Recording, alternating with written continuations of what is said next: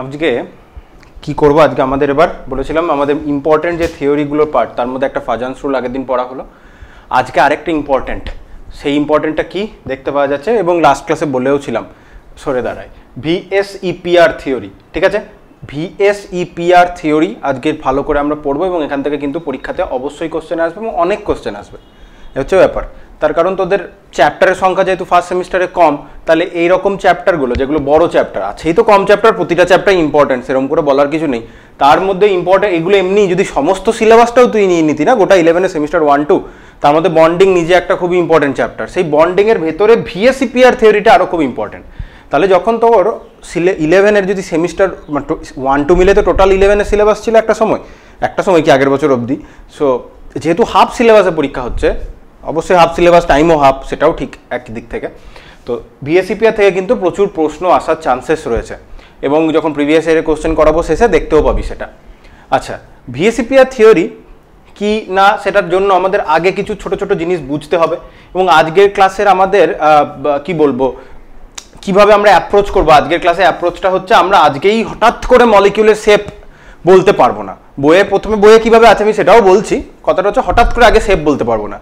ভিএসইপিআর থিওরিতে কি আছে, তোকে কিছু ছাঁচ দিয়েছে, ঠিক আছে, মোল্ড মানে ছাঁচ, বুঝিস, ওই ছাঁচটা বুঝতে হবে, দিয়ে ওই কোনো একটা পার্টিকুলার মলিকিউল তোর এই আগে থেকে যে নির্দিষ্ট ছাঁচগুলো আছে ওই ছাঁচের মধ্যে যেটার সাথে ম্যাচ খাচ্ছে। ছাঁচ মানে বুঝতে পারছি, মিষ্টি বানানো যে ছাঁচ হয়, মিষ্টির যে প্যাটার্নটা সন্দেশের মধ্যে ছেপে ওঠে ওইটাই ছাঁচ। তো তোর কাছে কিছুগুলো সার্টেন প্যারামিটার রয়েছে, কোনো একটা মলিকিউল ওই প্যারামিটারটার সাথে ম্যাচ খেয়ে গেলে মলিকিউলের শেপটা তুই সাথে সাথে বলে দিতে পারবি। তাহলে আজকে আমরা সেই ছাঁচ বা প্যারামিটারগুলোকে বা ফ্যাক্টরগুলোকে আমরা বুঝবো। তারপরের দিন নেক্সট ক্লাসে আমরা এই ফ্যাক্টরগুলো যখন ভালো করে বুঝে যাবো আজকের ক্লাসে, তবে গিয়ে নেক্সট ক্লাসে আমরা কি করব না মলিকিউলের শেপ বলতে পারবো। হঠাৎ করে শেপ বলতে গেলে বিষয়গুলো একটু গুলিয়ে যাবে। তাহলে আগে থিওরির নামটাকে নিয়ে আলোচনা করি। থিওরির নাম কি? ভ্যালেন্স শেল ইলেকট্রন পেয়ার, মানে আগে লিখি কি,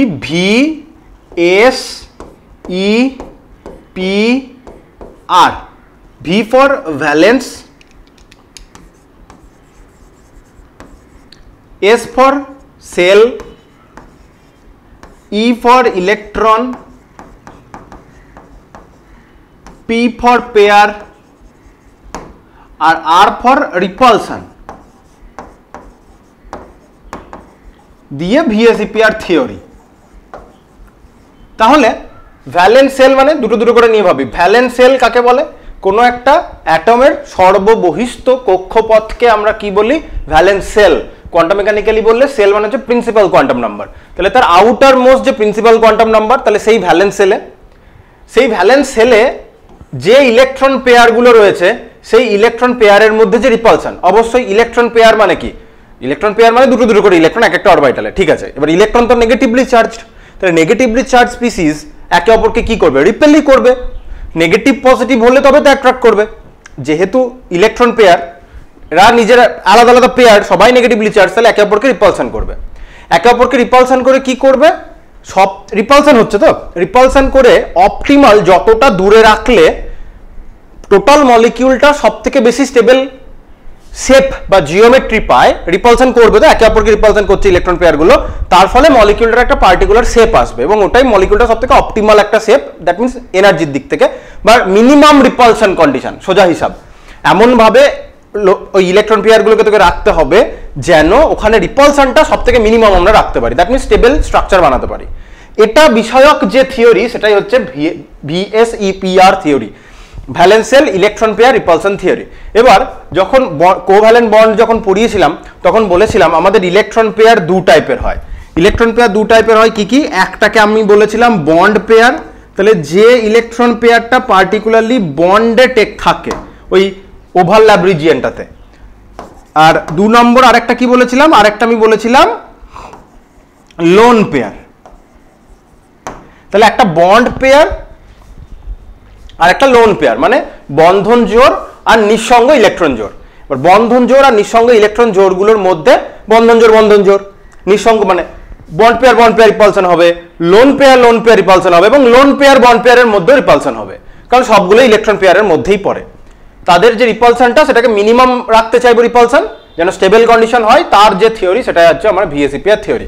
এটা আজকে আমরা পড়তে চলেছি। তাহলে প্রথম থিওরির নামটা আমরা বুঝলাম, এখান থেকে আমাদের থিওরির নামটা পড়লেই মোটামুটি একটা কি বলবো ওভারভিউ পাচ্ছি যে হ্যাঁ এরকম কিছু একটা করতে চলেছে বা কি করে করবো সেই রুলগুলো আমাদের পড়তে হবে। আচ্ছা বেশ, তার আগে বন্ড পেয়ার লোন পেয়ারের কথাটা আমি আরেকবার রিক্যাপ করে দিচ্ছি, ঠিক আছে? যেমন আগের সেই ক্লোরিনের আমি একদম ওভারল্যাপ স্ট্রাকচারটা ডাইরেক্ট ড্র করছি, কারণ ক্লোরিনের ওই একটা দিচ্ছে ক্লোরিনের ভ্যালেন্স সেলে 7টা ইলেকট্রন, এসব কথাবার্তা আগে বলা হয়েছে, আমি আজকে আর বলছি না।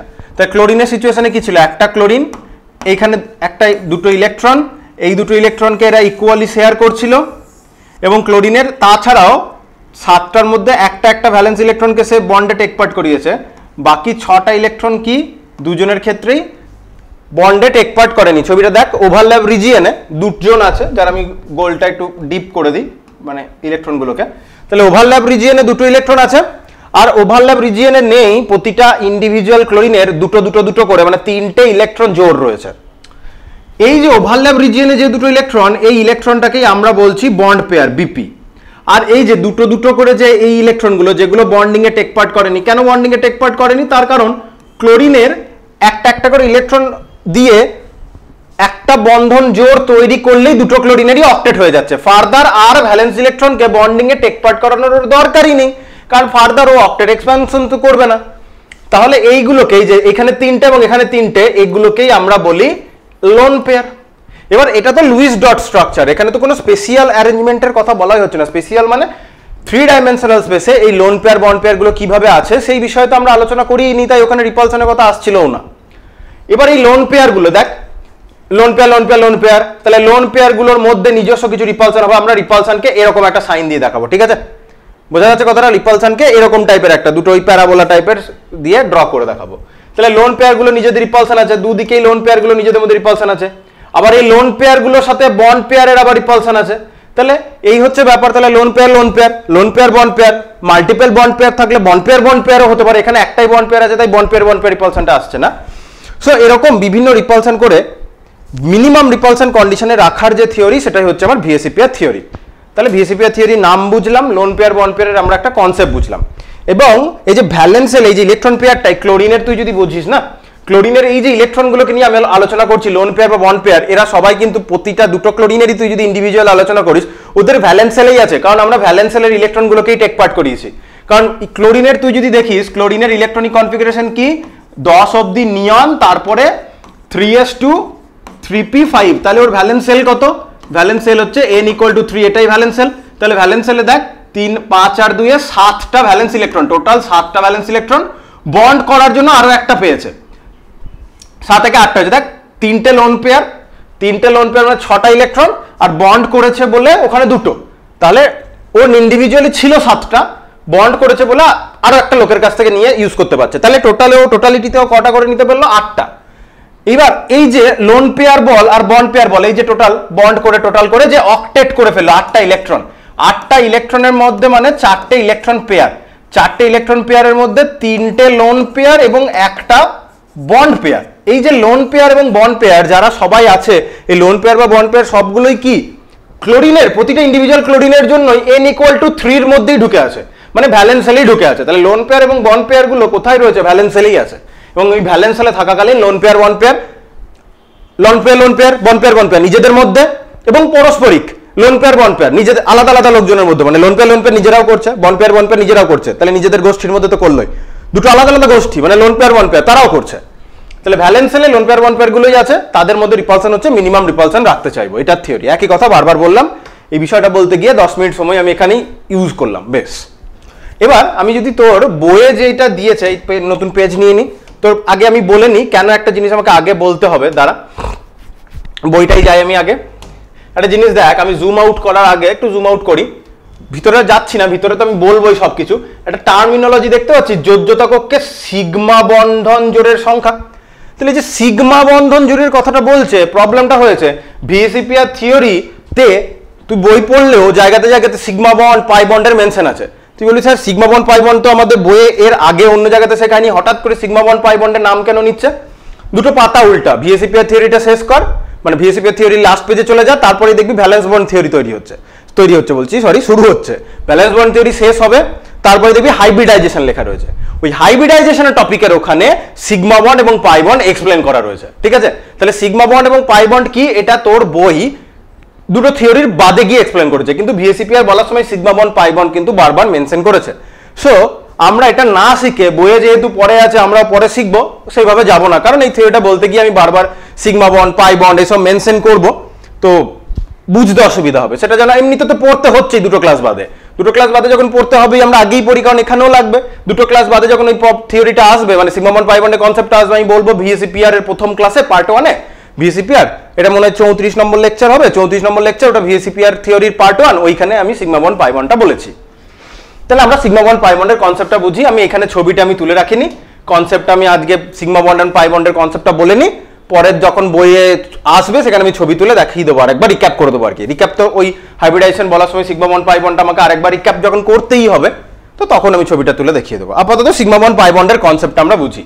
তাহলে সিগমা বন্ড হোক আর পাই বন্ড হোক, দুটোই আসলে কোভ্যালেন্ট বন্ড।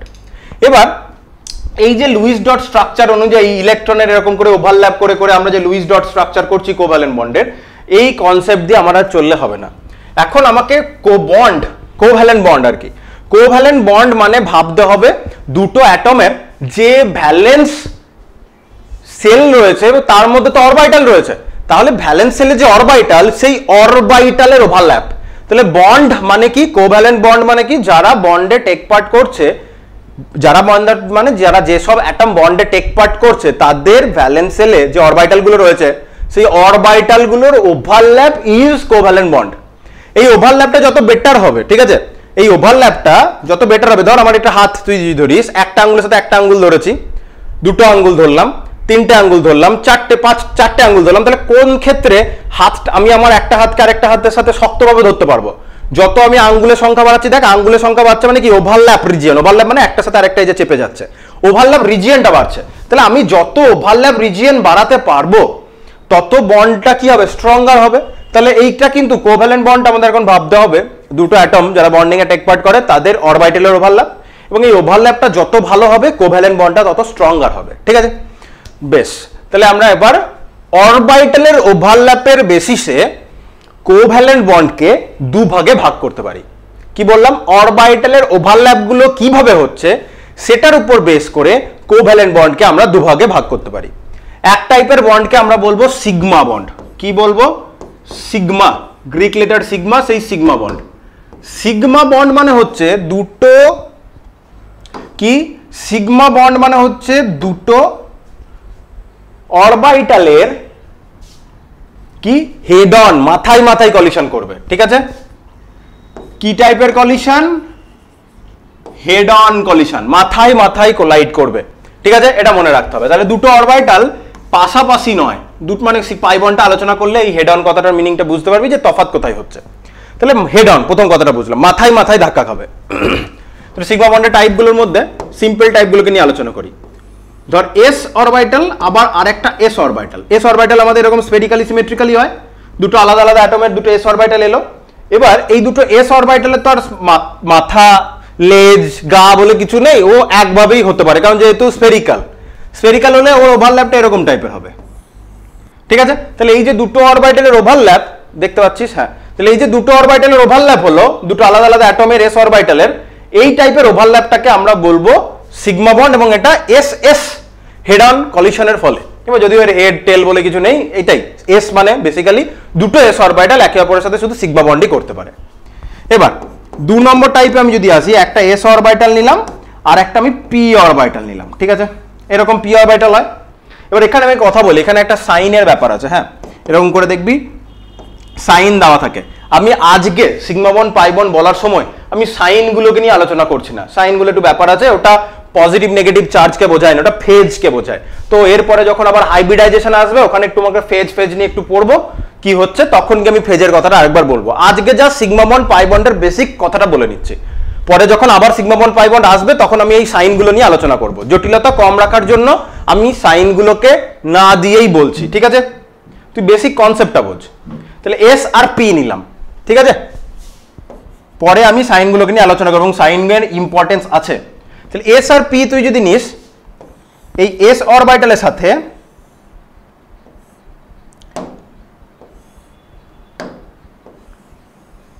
পি অরবিটালের আমার হাতে ড্র করছি বলে একটু ইরোর ইন দ্য সেন্স ছোট বড় হচ্ছে, এটা একটু মার্জনা করিস, কি বলবো। তাহলে এই যে এস আর পি অরবিটাল দেখ হেড অন, মাথায় মাথায় ধাক্কা খেয়েছে। এস অরবিটালটা এরকম আর পি অরবিটালটা সামনে থেকে আসে, কিভাবে দেখায়, হ্যাঁ সামনে থেকে এসে মাথায় মাথায় ধাক্কা খাচ্ছে, এরকম তো নয়। এস অরবিটালটা এরকম আছে, পি অরবিটালটা সাইড থেকে সেরকম করে আসছে অন্য অ্যাক্সিস থেকে, সেটা নয়, এই মাথায় মাথায় আসছে। সাইড থেকে এলে কিরকম হবে সেসব বলবো আর পরে, ওইসব যখন সিগমা বন্ড পাই বন্ড নিয়ে হবে। এস অরবিটালের সাথে P orbital side on overlap করলে ওভারল্যাপ রিজিয়নটা এতটাই খারাপ হয় যে ওটাকে আমরা বন্ড হিসেবে ধরতে পারবো না। যাই হোক, এস আর পি হেড অন কলিশন করলে সিগমা বন্ডের নেচারটা এরকম হবে। নেক্সট 3 নম্বরে আমরা কি বলতে পারি, দুটো পি অরবিটাল নিলাম, ঠিক আছে।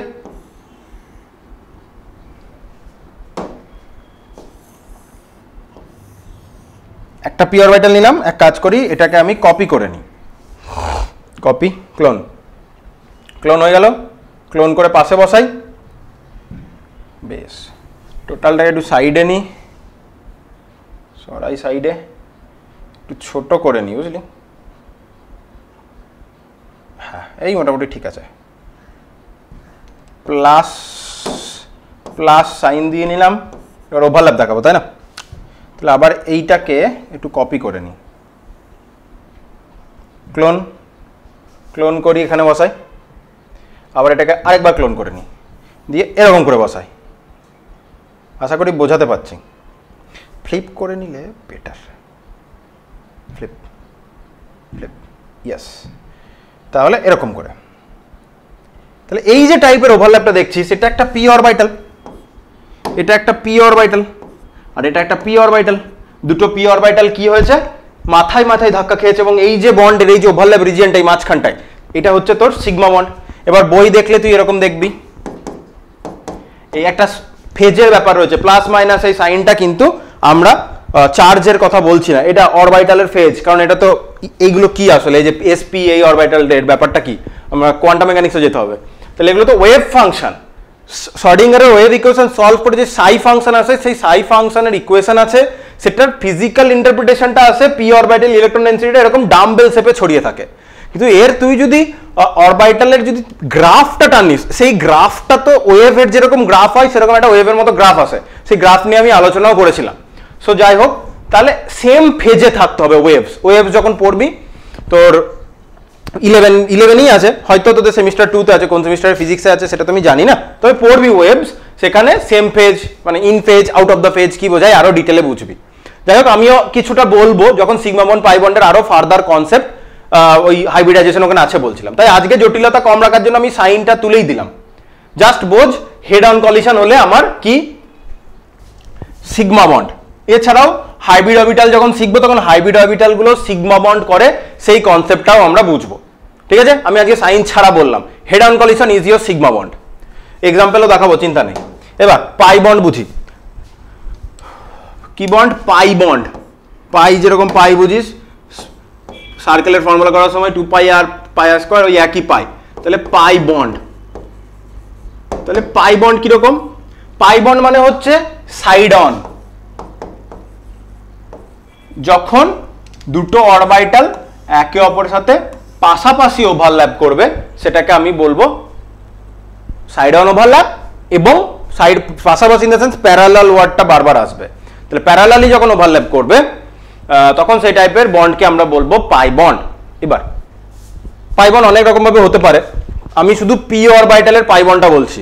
পি অরবিটালের সাথে ডি অরবিটালের হতে পারে, দুটো ডি অরবিটালের হতে পারে, মানে পি পাই ডি পাইও হতে পারে, ডি পাই ডি পাইও হতে পারে। আমরা শুধু পি পাই বি পাই নিয়ে আলোচনা করছি, দ্যাট মিনস দুটো পি অরবিটালের ওভারল্যাপ নিয়ে আলোচনা করব। ওটুকু আলোচনা করলেই আমার আজকের ক্লাসের জন্য হয়ে যাবে।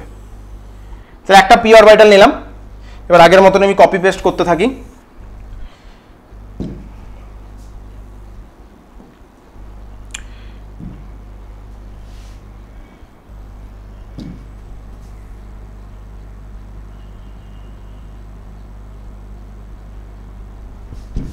বেশ, চল বাকি এবার লিখি। আবারও ফেজের ব্যাপার আছে, এটা পজিটিভ এটা সেম ফেজ থাকবে, এটা এরকম করে থাকবে, তবে কি হবে, উল্টো উল্টো হয়ে গেলে হবে না। তো একবার করে দেখাচ্ছি, পরে আমি তাহলে এই হচ্ছে ব্যাপার। তাহলে দুটো পি অরবিটাল দেখ, আগেরটাই দুটো পি অরবিটাল সব মাথায় মাথায় এসেছিল, দেখ দুটো পি অরবিটাল মাথায় মাথায় এসেছিল, হেড অন কলিশন হয়েছিল এবং এই টাইপের বন্ডকে আমরা বলছি সিগমা বন্ড। এবার দুটো পি অরবিটাল পাশাপাশি এলো, এই টাইপের ওভারল্যাপকে আমি কি বলছি? Pi bond. পাই বন্ডের এবার ইলেকট্রন ডেনসিটির একটা ব্যাপার আছে। পাই বন্ডের জন্য আমি একটু বলি, সিগমা বন্ডের ইলেকট্রন ডেনসিটি সিলিন্ড্রিক্যাল হয়, তাহলে এই যে ইলেকট্রন ডেনসিটিটা কোথায়? ওভারল্যাপ জোনটা যেটা রয়েছে, এতদিন ধরে কোভ্যালেন্ট বন্ড বলতে আমরা যে দুটো ইলেকট্রন বলে আসছি, এটাই তো তোর সেই ওভারল্যাপ জোনটা। তাহলে এখানেই তো ইলেকট্রন ডেনসিটিটা আছে এই ওভারল্যাপ জোনে। তাহলে এটার তুই যখন আদতে ইলেকট্রন ডেনসিটি পিকচারটা দেখতে চাইবি, আদতে ইলেকট্রন ডেনসিটি পিকচারটা দেখতে চাইবি, সেটা হবে এটা যদি কোনো একটা প্লেন হয়, প্লেনের রেসপেক্টে ওপরে, প্লেনের ওপরে এরকম করে একটা ইলেকট্রন ডেনসিটি,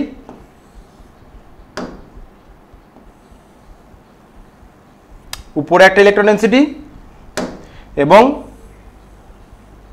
নিচে একটা ইলেকট্রন ডেনসিটি, এরকম টাইপের ইলেকট্রন ডেনসিটি থাকে বলয়ের মতো, উপরে নিচে ইলেকট্রন ডেনসিটি থাকে।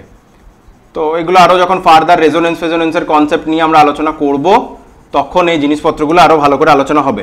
আপাতত পাই বন্ড মানে বুঝলাম দুটো অরবিটাল যখন প্যারালালি আসছে, সেটা হচ্ছে আমার পাই বন্ড, মানে সাইড অন কলিশন হচ্ছে, আর সিগমা বন্ড মানে হচ্ছে হেড অন। মোটামুটি এতটা বুঝলেই আমার কাজ আজকের হয়ে যাবে। ঠিক আছে, সাইনের কথা কি, আরো অন্যান্য টাইপের কি পাই বন্ড হতে পারে, যে বললাম পি এর সাথে ডি বা দুটো ডি অরবিটালের, এই বিষয়গুলো বুঝবো। আপাতত আমরা কাজ চালানোর মতো সিগমা বন্ড আর পাই বন্ডের ব্যাপার বুঝলাম। আর এই যে ওভারল্যাপ জোনটা তো আমরা এইভাবে দেখাচ্ছি অরবিটালের, তার করসপন্ডিং ইলেকট্রন ডেনসিটিটা কিভাবে ছড়িয়ে থাকবে, সেটা হচ্ছে এরকম টাইপের একটা রিজিয়নে ছড়িয়ে থাকবে, ওই কিডনি বিনসের মতনই দেখতে লাগছে। আচ্ছা, এই হচ্ছে ব্যাপার। তাহলে সিগমা বন্ড, পাই বন্ড। এবার আমি যদি ক্লোরিনের ওই এক্সাম্পলটাকে নিয়েই আমি যদি তোকে আলোচনা করি, ক্লোরিনের এতদিন তো এরকম ডট ডট দিয়ে আলোচনা করছিলাম, এবার ক্লোরিনের Cl2 মলিকিউলটাকে যদি আমি এরকম সিগমা বন্ড পাই বন্ডের রেসপেক্টে বা সিগমা বন্ড পাই বন্ডের লাইটে আলোচনা করি, তাহলে কিরকম হবে? ক্লোরিনের ইলেকট্রনিক কনফিগারেশন কি? ক্লোরিনের ইলেকট্রনিক কনফিগারেশনটা হচ্ছে তোর এরকম। আমি ভ্যালেন্স সেলটা নেব, তাহলে ক্লোরিনের হচ্ছে নিয়ন 3s2 3p5, তাহলে ভালো করে আলোচনা করি। 3s2 3p5, এইটা হচ্ছে তোর ভ্যালেন্স সেল, n = 3 হচ্ছে তোর ভ্যালেন্স সেল। তাহলে সিচুয়েশনটা কি? ক্লোরিনের ভ্যালেন্স সেলটাকে নিয়ে দেখলে তুই দেখতে পাবি এর যে 3s এ আপ স্পিন ডাউন স্পিনে দুটো ইলেকট্রন, আর p তে যে তিনটে বক্স, তার 1 2 3 4 5 এরকমই। তাহলে এইটাকে কথার কথা আমি বললাম, এটা বললাম px, এটাকে আমি বললাম py, আর এটাকে আমি বললাম pz। ঠিক আছে, তাহলে 2px 2py 2pz। তাহলে এই ভ্যালেন্স সেল ইলেকট্রনিক কনফিগারেশনটাকে আমি এভাবে লিখতে পারি, 3s2 2 লিখে দিয়েছি, দেখেছিস? উফ, দাঁড়া মুছে ঠিক করে লিখি, 3p চলছে, আমি এখানে 2p লিখে দিয়েছি।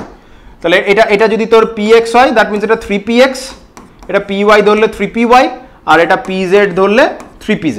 তাহলে এই ইলেকট্রনিক কনফিগারেশন এখানে কি হচ্ছে? তাহলে 3px এ দুটো ইলেকট্রন, 3py এও দুটো ইলেকট্রন, এবং 3pz সেটাই একটা ইলেকট্রন। আমরা জানি যে কোনো অরবিটালে দুটো ইলেকট্রন ধরে, এবং ক্লোরিনের 5টা ইলেকট্রন আছে। এই অরবিটালে ও যদি একটা ইলেকট্রন কোথাও থেকে নিয়ে নিতে পারে, দিয়ে এটাকেও যদি ডাবলি করে ফেলতে পারে, তাহলেই ভ্যালেন্স সেলে দেখ 8টা ইলেকট্রন হয়ে যাচ্ছে, এবং ওটাই চাইছে অক্টেট করতে। এবার NaCl এর ক্ষেত্রে কি হয়? Na+Cl-, সোডিয়ামের যে 3s1 এর ইলেকট্রনটা, সেই ইলেকট্রনটা কমপ্লিটলি ক্লোরিনের এই 3pz এই ভ্যাকেন্ট অরবিটালটাই, মানে vacant in the sense vacant নয়, সিঙ্গলি ফিল্ড অরবিটালটাই পুরোপুরি ঢুকে পড়ে, দিয়ে Cl- হয়ে যায়, সোডিয়ামটা প্লাস হয়ে যায়, পজিটিভ নেগেটিভ বন্ড করে বসে থাকে। আমরা তো আয়নিক বন্ড নিয়ে আলোচনা করছি, আমরা কোভ্যালেন্ট বন্ড নিয়ে আলোচনা করছি। তাহলে এটা কিভাবে ইউজ করছে? তাহলে এবার তুই যদি আরেকটা ক্লোরিনের কথা বলিস, তাহলে দুটো ক্লোরিনেরই এই 3pz অরবিটালটা সিঙ্গলি ফিল্ড, এই হচ্ছে ব্যাপার। তাহলে একটা ক্লোরিন তার এই যে সিঙ্গলি ফিল্ড যে pz অরবিটালটা, এটা যদি z অ্যাক্সিস হয়, এইখানে একটা সিঙ্গলি ফিল্ড ইলেকট্রন আছে, এটা একটা একদিকের ক্লোরিন নিয়ে আসছে, তার একটা 3pz অরবিটাল, আর অন্য একটা ক্লোরিন সেম ওয়েতে তার 3pz অরবিটালটা নিয়ে আসছে, সেখানে একটা সিঙ্গলি ফিল্ড ইলেকট্রন আছে, কারণ আরেকটা ক্লোরিনে তো এরকম সিঙ্গলি ফিল্ড ইলেকট্রন থাকবে, তাই না? এবার এরা দুজন নিজেদের মধ্যে হেড অন কলিশন করছে, এরা দুজন এখন নিজেদের মধ্যে হেড অন কলিশন করে নিচ্ছে। আর এই যে ওভারল্যাপ রিজিয়ন, এই ওভারল্যাপ রিজিয়নেই আপ স্পিন এবং ডাউন স্পিন ইলেকট্রনটা থাকছে, এবং এটাকেই আমি বলছি একটা কোভ্যালেন্ট বন্ড, যেটা ক্লোরিনের ক্ষেত্রে এতক্ষণ আগে কিভাবে দেখাচ্ছিলাম, ওই ইয়েটার লুইস ডট স্ট্রাকচার করে এই যে কমন জোনটাতে আমরা এরকম করে লিখছিলাম, এটাই হচ্ছে আসলে ওখানে যেই বন্ডে দুটো ইলেকট্রন, সেটা আসলে ঘটনাটা কি, একটা ক্লোরিনের 3pz এর যে সিঙ্গলি ফিল্ড, এই যে ক্লোরিনের 3pz সিঙ্গলি ফিল্ড, আরো একটা ক্লোরিনেরও 3pz টা সিঙ্গলি ফিল্ডটাকে আমি 3pz ধরে নিয়েছি আমার সুবিধার জন্য। তাহলে দুটো 3pz আসছে, ওভারল্যাপ করে নিচ্ছে, ওভারল্যাপ করে নেওয়ার ফলে এই যে হেড অন কলিশন করলো, তাহলে এখানে একটা কি টাইপের, একটা ক্লোরিনের 3pz এর সাথে আরেকটা ক্লোরিনের 3pz মানে দুটো p অরবিটালের হেড অন কলিশন হওয়ার ফলে এখানে একটা সিগমা বন্ড তৈরি হলো। তাহলে ক্লোরিন বন্ড, ক্লোরিন আমরা যে এইভাবে লিখতাম, এই বন্ডটা আসলে ক্লোরিনের একটা সিগমা বন্ড, এবং এই সিগমা বন্ডটা কিভাবে তৈরি হয়েছে, একটা ক্লোরিনের pz অরবিটালের সাথে বা p, একটা ক্লোরিনের p অরবিটালের সাথে অন্য একটা ক্লোরিনের p অরবিটালের ওভারল্যাপের ফলে। আচ্ছা, এই বিষয়ে আমি একটা কথা অলরেডি বলি, কোনো একটা কোভ্যালেন্ট বন্ড হতে গেলে আমার অলওয়েজ একটা সিঙ্গলি ফিল্ড বা আনপেয়ার্ড অরবিটাল মানে আনপেয়ার্ড ইলেকট্রন চাই, বেসিক্যালি আনপেয়ার্ড ইলেকট্রন চাই বন্ড হতে গেলে। বন্ড হতে গেলে আমার কি লাগবে, বন্ড কোভ্যালেন্ট বন্ড হতে গেলে, কোভ্যালেন্ট বন্ড হতে গেলে আমার আনপেয়ার্ড ইলেকট্রন দরকার, এটা মনে রাখবি, ঠিক আছে? যেমন কোভ্যালেন্ট বন্ডের ভেরিয়েবল ভ্যালেন্সি বলার সময় বলেছিলাম না, কি হয়েছিল, অনেক ক্ষেত্রে অনেকে গ্রাউন্ড স্টেটে যতগুলো আনপেয়ার্ড ইলেকট্রন সেটাই তার ভ্যালেন্সি হয়ে যায়, কোভ্যালেন্সি হয়ে যায়, ততগুলোই কোভ্যালেন্ট বন্ড করে। যেমন ক্লোরিনের জন্য যদি দেখিস, এটাই ক্লোরিনের গ্রাউন্ড স্টেট কনফিগারেশন, কারণ কোনো ইলেকট্রনই লোয়ার এনার্জি থেকে হায়ার এনার্জিতে জাম্প হয়ে নাই, আউটবাউ প্রিন্সিপাল মিলেই ফিল আপ হয়ে আছে।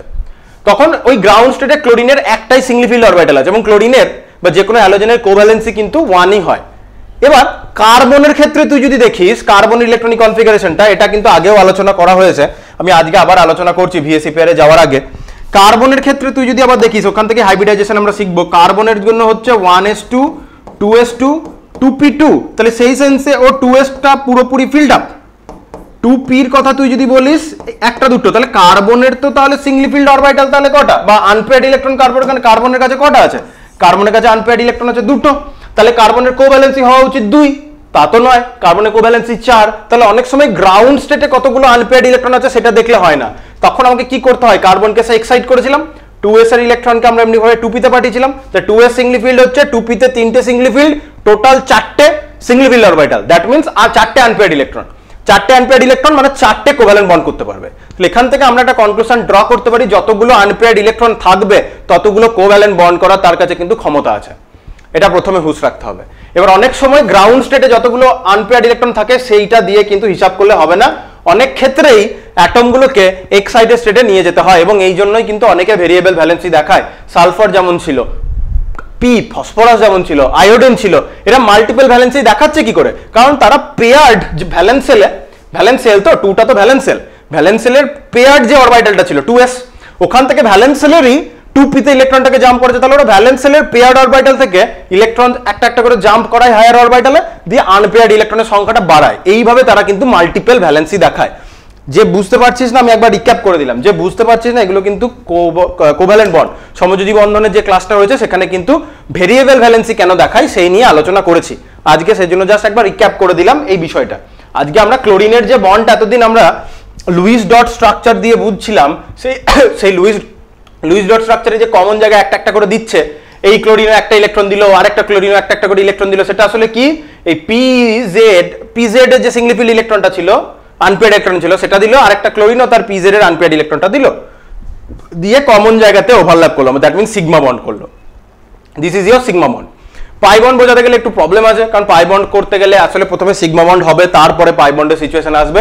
পাই বন্ড নিয়ে বেসিক্যালি ভিএসিপিআর থিওরিতে আমি আলোচনা করবো না, আছে পাই বন্ড দিয়ে মলিকিউল এক্সপ্লেন করা তোর বইও আছে, কিন্তু হঠাৎ করে পাই বন্ড সম্বন্ধে একটু ডিটেলে না জানলে, হাইব্রিডাইজেশনটা না জানলে, ওই অক্সিজেন যুক্ত মলিকিউল যেখানে অক্সিজেন ডবল বন্ড করে রেখেছে ওই মলিকিউলগুলো ভিএসিপিআর দিয়ে হঠাৎ করে তোকে এক্সপ্লেন করতে গেলে প্রবলেম, তার কারণ তোকে পার্টিকুলারলি শেপটা আগে থেকে বা কে কতগুলো কোভ্যালেন্ট বন্ড করে এই বিষয়টা আগে থেকেই তোকে জানতে হচ্ছে। সো তুই বলি স্যার সব মলিকিউলের আমি কি করে জানবো, কি করে ধারণা করবো, অত তো পড়ে যাওয়া সম্ভব নয়, সেজন্যই হাইব্রিডাইজেশনটা একটু পড়ি, আর একটু মলিকিউলগুলো কিভাবে অরবিটাল ইউজ করে কোভ্যালেন্ট বন্ড করছে সেই বিষয়ে আমরা আরেকটু রপ্ত হই, তখন অটোমেটিক্যালি ওই মলিকিউলগুলো নিয়ে আলোচনা করতে পারবি। তাই ভিএসিপিআর থিওরিটা পড়ানোর সময় যেখানে অক্সিজেনের ডবল বন্ড যুক্ত মলিকিউল রয়েছে সেই মলিকিউলগুলো আমি অ্যাভয়েড করে চলবো। তার একটা এক্সাম্পল তুই SO3 SO2, হ্যাঁ SO2 একটা মলিকিউল আছে দেখতে পাবি, জেননের সাথে ফ্লুরাইডের কম্পাউন্ডগুলো করাবো, কিন্তু জেনন ফ্লুরিন এবং অক্সিজেন মিক্স হয়ে যেখানেই আছে ওখানে ফ্লুরিনের সাথে জেননের সাথে অক্সিজেনের ডবল বন্ড আছে। তো এরকম অক্সিজেন যেখানে যেখানে আছে ডবল বন্ডেড অবস্থায় সেই মলিকিউলগুলো আমি ভিএসিপিআর থিওরি বলার সময় এই দুটো ক্লাসে অ্যাভয়েড করব। যেই হাইব্রিডাইজেশন বলবো তখন হাইব্রিডাইজেশন এবং ভিএসিপিআর কে কোরিলেট করে পড়াবো, যে মলিকিউলগুলো ভিএসিপিআর আমি স্কিপ করে যাব সেগুলো যখন হাইব্রিডাইজেশন দিয়ে বলবো তখন ভিএসিপিআর দিয়ে ওগুলোকে আমি এক্সপ্লেন করে দেবো এবং বইয়েও মার্ক করে দেবো, দেখ বইয়ে এই কারণে এটা লিখেছে। আপাতত এই দুটো ক্লাসে আমি এই কথাটা একটু স্কিপ করে যাব, কারণ তোদের একটু বুঝতে অসুবিধা হবে হাইব্রিডাইজেশনের কনসেপ্ট বা পাই বন্ডের কনসেপ্টটাকে ভালো করে না বুঝলে, ঠিক আছে? না হয় সেই গল্প বলার মতো হবে যে এটা হলে এটা হয়, এটা হলে এটা হয়, এরকম টাইপের হয়ে যাবে। কেন হয় তার এক্সপ্লেনেশনটা হাইব্রিডাইজেশনে। যাই হোক, এবার আমার আজকের ক্লাসের যেটা কাজ বললাম, ওই যে ছাঁচটা বা ওই প্যারামিটারগুলো শিখিয়ে দেবো। এই প্যারামিটারটা হলে ওই শেপ, অমুক প্যারামিটার হলে তমুক শেপ। প্যারামিটার মানে কিছু সার্টেন, ওই যে বললাম ছাঁচ, ওই ছাঁচই AB2L1 AB2L2 কি হচ্ছে এরকম টাইপের, তোকে ওই পার্টিকুলার ফরম্যাটে ফেলে দিলেই শেপ বেরিয়ে আসবে। আচ্ছা, তার আগে ভিএসিপিআর থিওরির কিছু আমরা একটু বেসিক যে রুলস গুলো রয়েছে সেই রুলস গুলোর দিকে আমরা একটু তাকাই, ঠিক আছে? কি ভিএসিপিআর থিওরির যে রুলস, সেই রুলস গুলোর দিকে আমরা একটু দেখি কি রুলস আছে। দেখি ভিএসিপিআর থিওরির, দেখ এই ছকটা দিকে এখন তাকানোর দরকার নেই। প্রথম ভিএসিপিআর থিওরির প্রথম যে সূত্র, প্রথম সূত্রতে কি বলেছে? প্রথম সূত্রতে বলেছে দেখ স্টেরিক নাম্বার কাকে বলি। স্টেরিক নাম্বার আমরা কাকে বলবো সেই কনসেপ্ট আমরা আগে বুঝি। স্টেরিক নাম্বার মানে হচ্ছে কোন একটা পার্টিকুলার অ্যাটম, ঠিক আছে? পার্টিকুলার অ্যাটম তো বলবো অবশ্যই, তার আগে আমি আরেকটা কথা বলে নিই। আমি এখানে ধর এ বি এক্স টাইপের মলিকিউল নিয়ে আলোচনা করলাম, ছাড় আরো সিম্পল করি, যে মলিকিউল চিনিস মিথেন দিয়ে আলোচনা করি। লেটস সে CH4 তোর মিথেন মলিকিউল, ঠিক আছে? এখানে একটা কার্বন 4টে হাইড্রোজেন বন্ড করেছে। কাকে ঘিরে 4টে হাইড্রোজেন আছে? কার্বনকে ঘিরে। তার মানে একটা মলিকিউলে যার সংখ্যাটা কম থাকবে, কার সংখ্যা এখানে কম? কার্বনের সংখ্যা কম। তুই দেখে বুঝতে পারবি, সংখ্যা লেখা থাকবে তো। তাহলে যার সংখ্যা কম সে হচ্ছে তোর সেন্ট্রাল অ্যাটম, ঠিক আছে? সেটাই হচ্ছে সেন্ট্রাল অ্যাটম, ওটাই তোর মধ্যমণি, ওকে ঘিরেই হাইড্রোজেন গুলো আছে। তাহলে মেন সেন্ট্রাল অ্যাটমের ভ্যালেন্স সেলে নাম্বার অফ ইলেকট্রন পেয়ারসই আমরা ক্যালকুলেট করব। ইপিএস লিখলাম, নাম্বার অফ ইলেকট্রন, গোটাটাই লিখি, নাম্বার অফ ইলেকট্রন পেয়ার সি আমরা ক্যালকুলেট করতে চাইবো। কার জন্য ক্যালকুলেট করব? এই যে ভ্যালেন্স সেলে ইলেকট্রন পেয়ার আছে, ভ্যালেন্স সেলে লোন পেয়ার ওয়ান পেয়ার যে রিপালশন, এই যে থিওরি স্টার্টিং এ এত কথা বললাম, কার জন্য করব? ওটা আমরা সেন্ট্রাল অ্যাটমের জন্য করব। কে সেন্ট্রাল অ্যাটম? কোন একটা মলিকিউলের যার সংখ্যাটা কম। কি করে বুঝবো স্যার? দেখে বুঝতে পারি, সংখ্যা লেখা থাকবে তো, ঠিক আছে? সংখ্যা তো পাশে লেখাই থাকবে। আমি যে কোনো মলিকিউল নিই, তোর পরিচিত মলিকিউলগুলি আমি আপাতত নিচ্ছি। NH3 কে সেন্ট্রাল? নাইট্রোজেন। 3টে হাইড্রোজেন আছে, কম কে? নাইট্রোজেন। পরিচিত মলিকিউল জল, H2O, কে সেন্ট্রাল? অক্সিজেন সেন্ট্রাল, কারণ 2টো হাইড্রোজেন আছে। এই হচ্ছে ব্যাপার। আরো পরিচিত মলিকিউল তোর কাছে কি হতে পারে? আর পরিচিত মলিকিউল PCl5 তোর কাছে পরিচিত মলিকিউল। তাহলে PCl5 এর মধ্যে তুই যদি দেখিস, স্ক্রিনে দেখা যাচ্ছে, হ্যাঁ, PCl5 এ যদি দেখিস ক্লোরিন 5টা, ফসফরাস 1টা, তাহলে ফসফরাস সেন্ট্রাল। তাহলে সেন্ট্রাল অ্যাটমের ভ্যালেন্স সেলে আমরা কতগুলো ইলেকট্রন পেয়ার আছে সেটাই ক্যালকুলেট করব। আর এই নাম্বার অফ ইলেকট্রন পেয়ারকেই আমরা বলি স্টেরিক নাম্বার, ঠিক আছে? যদি দেখিস একটা লোন পেয়ার, না আমি কথা বলি, ধর 4টে বন্ড পেয়ার আছে, তাহলে স্টেরিক নাম্বার 4। যদি দেখিস 3টে বন্ড পেয়ার, একটা লোন পেয়ার, তার টোটাল ইলেকট্রন পেয়ার কটা? 4টে তো। 3টে বন্ড পেয়ার মানে 3টে ইলেকট্রন পেয়ার, লোন পেয়ারটা একটা ইলেকট্রন পেয়ার, তাহলে টোটাল ইলেকট্রন পেয়ার কটা? 4টে। তাহলে টোটাল ইলেকট্রন পেয়ার 4টে, মানে ওখানে স্টেরিক নাম্বার 4। তাহলে total number of electron pairs আমরা দেখব। সব বন্ড পেয়ার থাকতে পারে, সব লোন পেয়ার কোনোদিনই থাকবে না, বন্ড তো থাকবেই, নাই তো মলিকিউলের কথাই আসছে না। তাহলে বন্ড পেয়ার তো কিছু না কিছু থাকছেই। তাহলে হয় শুধুই বন্ড পেয়ার, লোন পেয়ার নেই, অথবা bond pair lone pair mix হয়ে রয়েছে। যাই থাকুক না কেন, টোটাল নাম্বার অফ ইলেকট্রনকে আমরা বলবো স্টেরিক নাম্বার।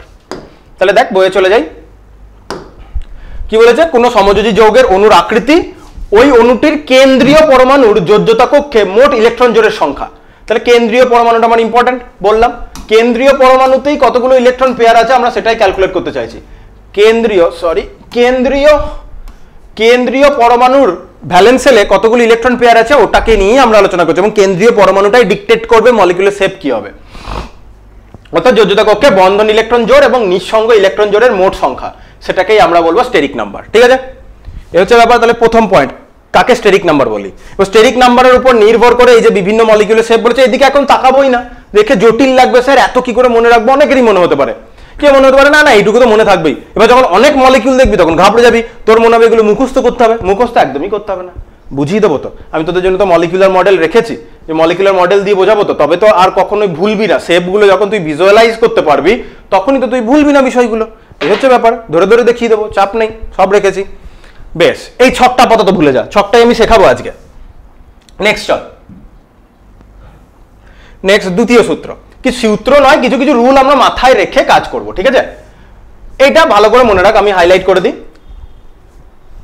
যদি রিপালশনের কথা বলি, কি বললাম, বন্ড পেয়ার রিপালশন হতে পারে, লোন পেয়ার রিপালশন হতে পারে, বা লোন পেয়ার হতে পারে, মানে এই 3 টাইপের রিপালশন আমাদের কাছে হতে পারে, ঠিক আছে? ইলেকট্রন পেয়ারের রিপালশনই তো দেখছি, তাহলে কি কি টাইপের রিপালশন হতে পারে? লোন পেয়ার বন্ড পেয়ার এবং লোন পেয়ার। সব থেকে বেশি রিপালশনটা হবে লোন পেয়ারের সাথে লোন পেয়ারের, এই রিপালশনটা হাইয়েস্ট। বন্ড পেয়ারের সাথে বন্ড পেয়ারের রিপালশনটা হবে লোয়েস্ট, আর লোন পেয়ার রিপালশনটা হবে মাঝামাঝি। আমি আগে সেই জায়গাটা মার্ক করে দিই। তাহলে তার ক্রমটা হবে লোন পেয়ার রিপালশনটা সব থেকে বেশি, তারপরে এলপিবিপি এবং লাস্টে বিপিবিপি, ঠিক আছে? এর হিসাবটা, এই ব্যাপারটা কেন? কারণ বন্ড পেয়ারে যে দুটো ইলেকট্রন রয়েছে, ভালো করে ভেবে বলতো, একটা বন্ড পেয়ারে যে দুটো ইলেকট্রন থাকে, এই যে এই ক্লোরিনের এই গোল করে ঘেরাটাই ভাব, এই বন্ড পেয়ারে যে দুটো ইলেকট্রন রয়েছে, এই যে বন্ড পেয়ার হিসেবে যে দুটো ইলেকট্রন রয়েছে, এই দুটো ইলেকট্রন কটা নিউক্লিয়াসের অধীনে? এই দুটো ইলেকট্রনকে এই ডান দিকের ক্লোরিনে ইউজ করছে, বাঁ দিকের ক্লোরিনে ইউজ করছে, দ্যাট মিনস দুটো ক্লোরিনই ইকুয়ালি ইউজ করছে। তাহলে ওই দুটো ইলেকট্রনের উপর কতজনের মালিকানা? দুজনের, মানে দুটো ক্লোরিনের মালিকানা মানে আবার কি, নিউক্লিয়াস অ্যাট্রাক্ট করে রেখেছে। তাহলে ওই দুটো ইলেকট্রনকে অ্যাট্রাক্ট কটা নিউক্লিয়াস করছে? দুটো নিউক্লিয়াস। তো দুটো নিউক্লিয়াস মিলে ওকে এক জায়গাতে চিপে ধরে রাখার চেষ্টা করছে, ঠিক আছে? নড়তে দেবো না, ওইখানে বসে থাক। কিন্তু তুই যখন ইলেকট্রন পেয়ার মানে লোন পেয়ারের কথাই ভাববি, যখন এই যে প্রথম দিকের ছবিতে এলাম, এই যে লোন পেয়ার যখন লিখেছিলাম, এই যে লোন পেয়ারের কথা বলছি, এই লোন পেয়ারে যে দুটো ইলেকট্রন রয়েছে, এই দুটো ইলেকট্রন কটা নিউক্লিয়াসের অধীনে? লোন পেয়ারের ইলেকট্রন দুটো তো, যে ক্লোরিনের কথা বলছি, যে গোল করে হলুদ দিয়ে যেটা করলাম, সেটা তো বাঁ দিকের ক্লোরিনের একটা নিউক্লিয়াসের অধীনে। তাহলে কোন ইলেকট্রন পেয়ারটা বেশি স্টেবিলাইজড, লোকালাইজড, যাই বলবো, লোকালাইজড মানে এক জায়গায় কনফাইন্ড, কোনটা? বন্ড পেয়ারটা। স্বাভাবিক, লোন পেয়ারটা কিন্তু বন্ড পেয়ারের মতো অত অ্যাট্রাক্টেড অবস্থায় এক জায়গাতে কনফাইন্ড না, একটু বেশি এরিয়া জুড়ে ছড়িয়ে আছে, এইভাবে ভাব ব্যাপারটা। তাহলে যদি বেশি জায়গা জুড়ে থাকে, তাহলে সে রিপালশনও বেশি করবে, আর ওখানে যে স্টেবিলাইজড, সে কম জায়গার মধ্যে আছে, সে রিপালশনও কম করছে। এইভাবে ভাব, মনে থাকবে। তাহলে বইয়ের লাইনটা আমি একটু মার্ক করে দিই। তাহলে মেন তোকে মনে রাখতে হবে এলপি লোন পেয়ার রিপালশন সব থেকে বেশি করবে, তারপরে এলপিবিপি এবং শেষে বিপিবিপি। তাহলে কি বললো, একটি নিঃসঙ্গ ইলেকট্রন জোড় একটি বন্ধন ইলেকট্রন জোড়ের তুলনায় কেন্দ্রীয় পরমাণুর অধিক নিকটবর্তী। ঠিক, কেন্দ্রীয় পরমাণুর বেশি নিকটবর্তী থাকে, স্বাভাবিক, কারণ একটা নিউক্লিয়াসের কাছে আছে, নিকটবর্তী আছে, ওটা তো দুটো নিউক্লিয়াসের মাঝামাঝি এক জায়গায় আছে। তাই সেক্ষেত্রে লোন পেয়ারটা বন্ড পেয়ারের রেসপেক্টে নিউক্লিয়াসের কাছে আছে, কিন্তু আকর্ষিত থাকে, হ্যাঁ, কিন্তু এখান থেকে পয়েন্ট, কিন্তু বন্ধন ইলেকট্রন জোড় দুটি পরমাণু নিউক্লিয়াস দ্বারা অপেক্ষাকৃত দৃঢ়ভাবে আকর্ষিত হয়, এটা যেটা বলছিলাম। তাহলে দুটো নিউক্লিয়াস মিলে ওই বন্ড পেয়ারটাকে স্টেবিলাইজ করে রেখেছে। এই কারণে বিভিন্ন ইলেকট্রন জোড়ের মধ্যে বিকর্ষণ বলের যেটা কাজ, এটা হচ্ছে, এইটা তোকে মনে রাখতে হবে। হলো, আর একটা কথা বলি, এই যে রিপালশনের কথাটা যখন আসবে, রিপালশনটা যদি 90 ডিগ্রি অ্যাঙ্গেলে থাকে, ঠিক আছে, যদি ইলেকট্রন পেয়ারগুলো 90 ডিগ্রি অ্যাঙ্গেলে থাকে, কত ডিগ্রি অ্যাঙ্গেলে থাকে? 90 ডিগ্রি অ্যাঙ্গেলে থাকে, সেই সিচুয়েশনে রিপালশনটা সবচেয়ে বেশি হবে। এবার দেখ, 90 ডিগ্রি অ্যাঙ্গেলে আছে, 90 ডিগ্রি অ্যাঙ্গেলে আছে, কিভাবে দেখালে দেখতে হবে, এইভাবেই, হ্যাঁ দেখতে পাচ্ছিস। তো 90 ডিগ্রি অ্যাঙ্গেলে সব থেকে বেশি রিপালশন করবে। এবার অ্যাঙ্গেলটা তুই যত বাড়াবি, তত তো ইলেকট্রন ডেন্সিটিটা 90 ডিগ্রি অ্যাঙ্গেলে সব থেকে বেশি হলো। যত তুই 120 ডিগ্রি 180 ডিগ্রিতে চলে যাচ্ছিস এইভাবে, তত কি হচ্ছে, এইভাবে দেখে, হ্যাঁ এবার, হ্যাঁ ঠিক, 90 ডিগ্রি অ্যাঙ্গেলে আছে। এবার যত তুই অ্যাঙ্গেলটা 120 করছি, 180 করছি, তত কি হচ্ছে, ইলেকট্রন পেয়ারগুলো একে অপর থেকে দূরে চলে যাচ্ছে, দ্যাট মিনস ইলেকট্রন ডেন্সিটিগুলো একে অপর থেকে দূরে, রিপালশন তত কম। সেটাই বলেছে। এবার 120 ডিগ্রি কোণে অবস্থিত দুটি ইলেকট্রনের মধ্যে বিকর্ষণ বল অপেক্ষিত ক্রম, আর 180 ডিগ্রি কোণে যদি থাকে, বিকর্ষণ বল আরো সবচেয়ে কম হবে, এবং ওই 180 ডিগ্রি বা 120 ডিগ্রিগুলোকে আমরা একটু নেগলেক্ট করেই চলবো এক প্রকার, হচ্ছে ব্যাপার। বাকি এইখানে যে পয়েন্টগুলো বলেছে, এই পয়েন্টগুলো আলোচনা হবে, চিন্তা নেই। যেগুলো স্যার এই বইয়ে এখানে যে এক্সাম্পলগুলো দিয়েছে, ওগুলো বলছেন না, কিছু মিস হয়ে যাচ্ছে, কিছুই মিস হয়ে নাই, এইগুলোই আবার পরে বলেছে, ঠিক আছে? এগুলো রুলটা বলে তার একটা প্রয়োগ দেখিয়ে রেখেছে, কিন্তু এগুলোই তোকে হট কোশ্চেন পড়তে হবে, চিন্তা নেই, সবই শিখবি এখানে।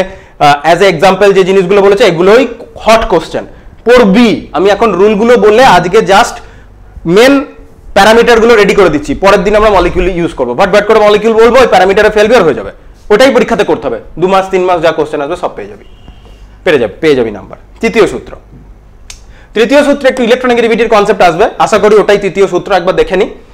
হ্যাঁ, কথা, ইলেকট্রোনেগেটিভিটির পয়েন্টটাই এটা, কোন বইয়ে কোনটা আগে পড়া দেবে এটা ব্যাপার, ঠিক আছে?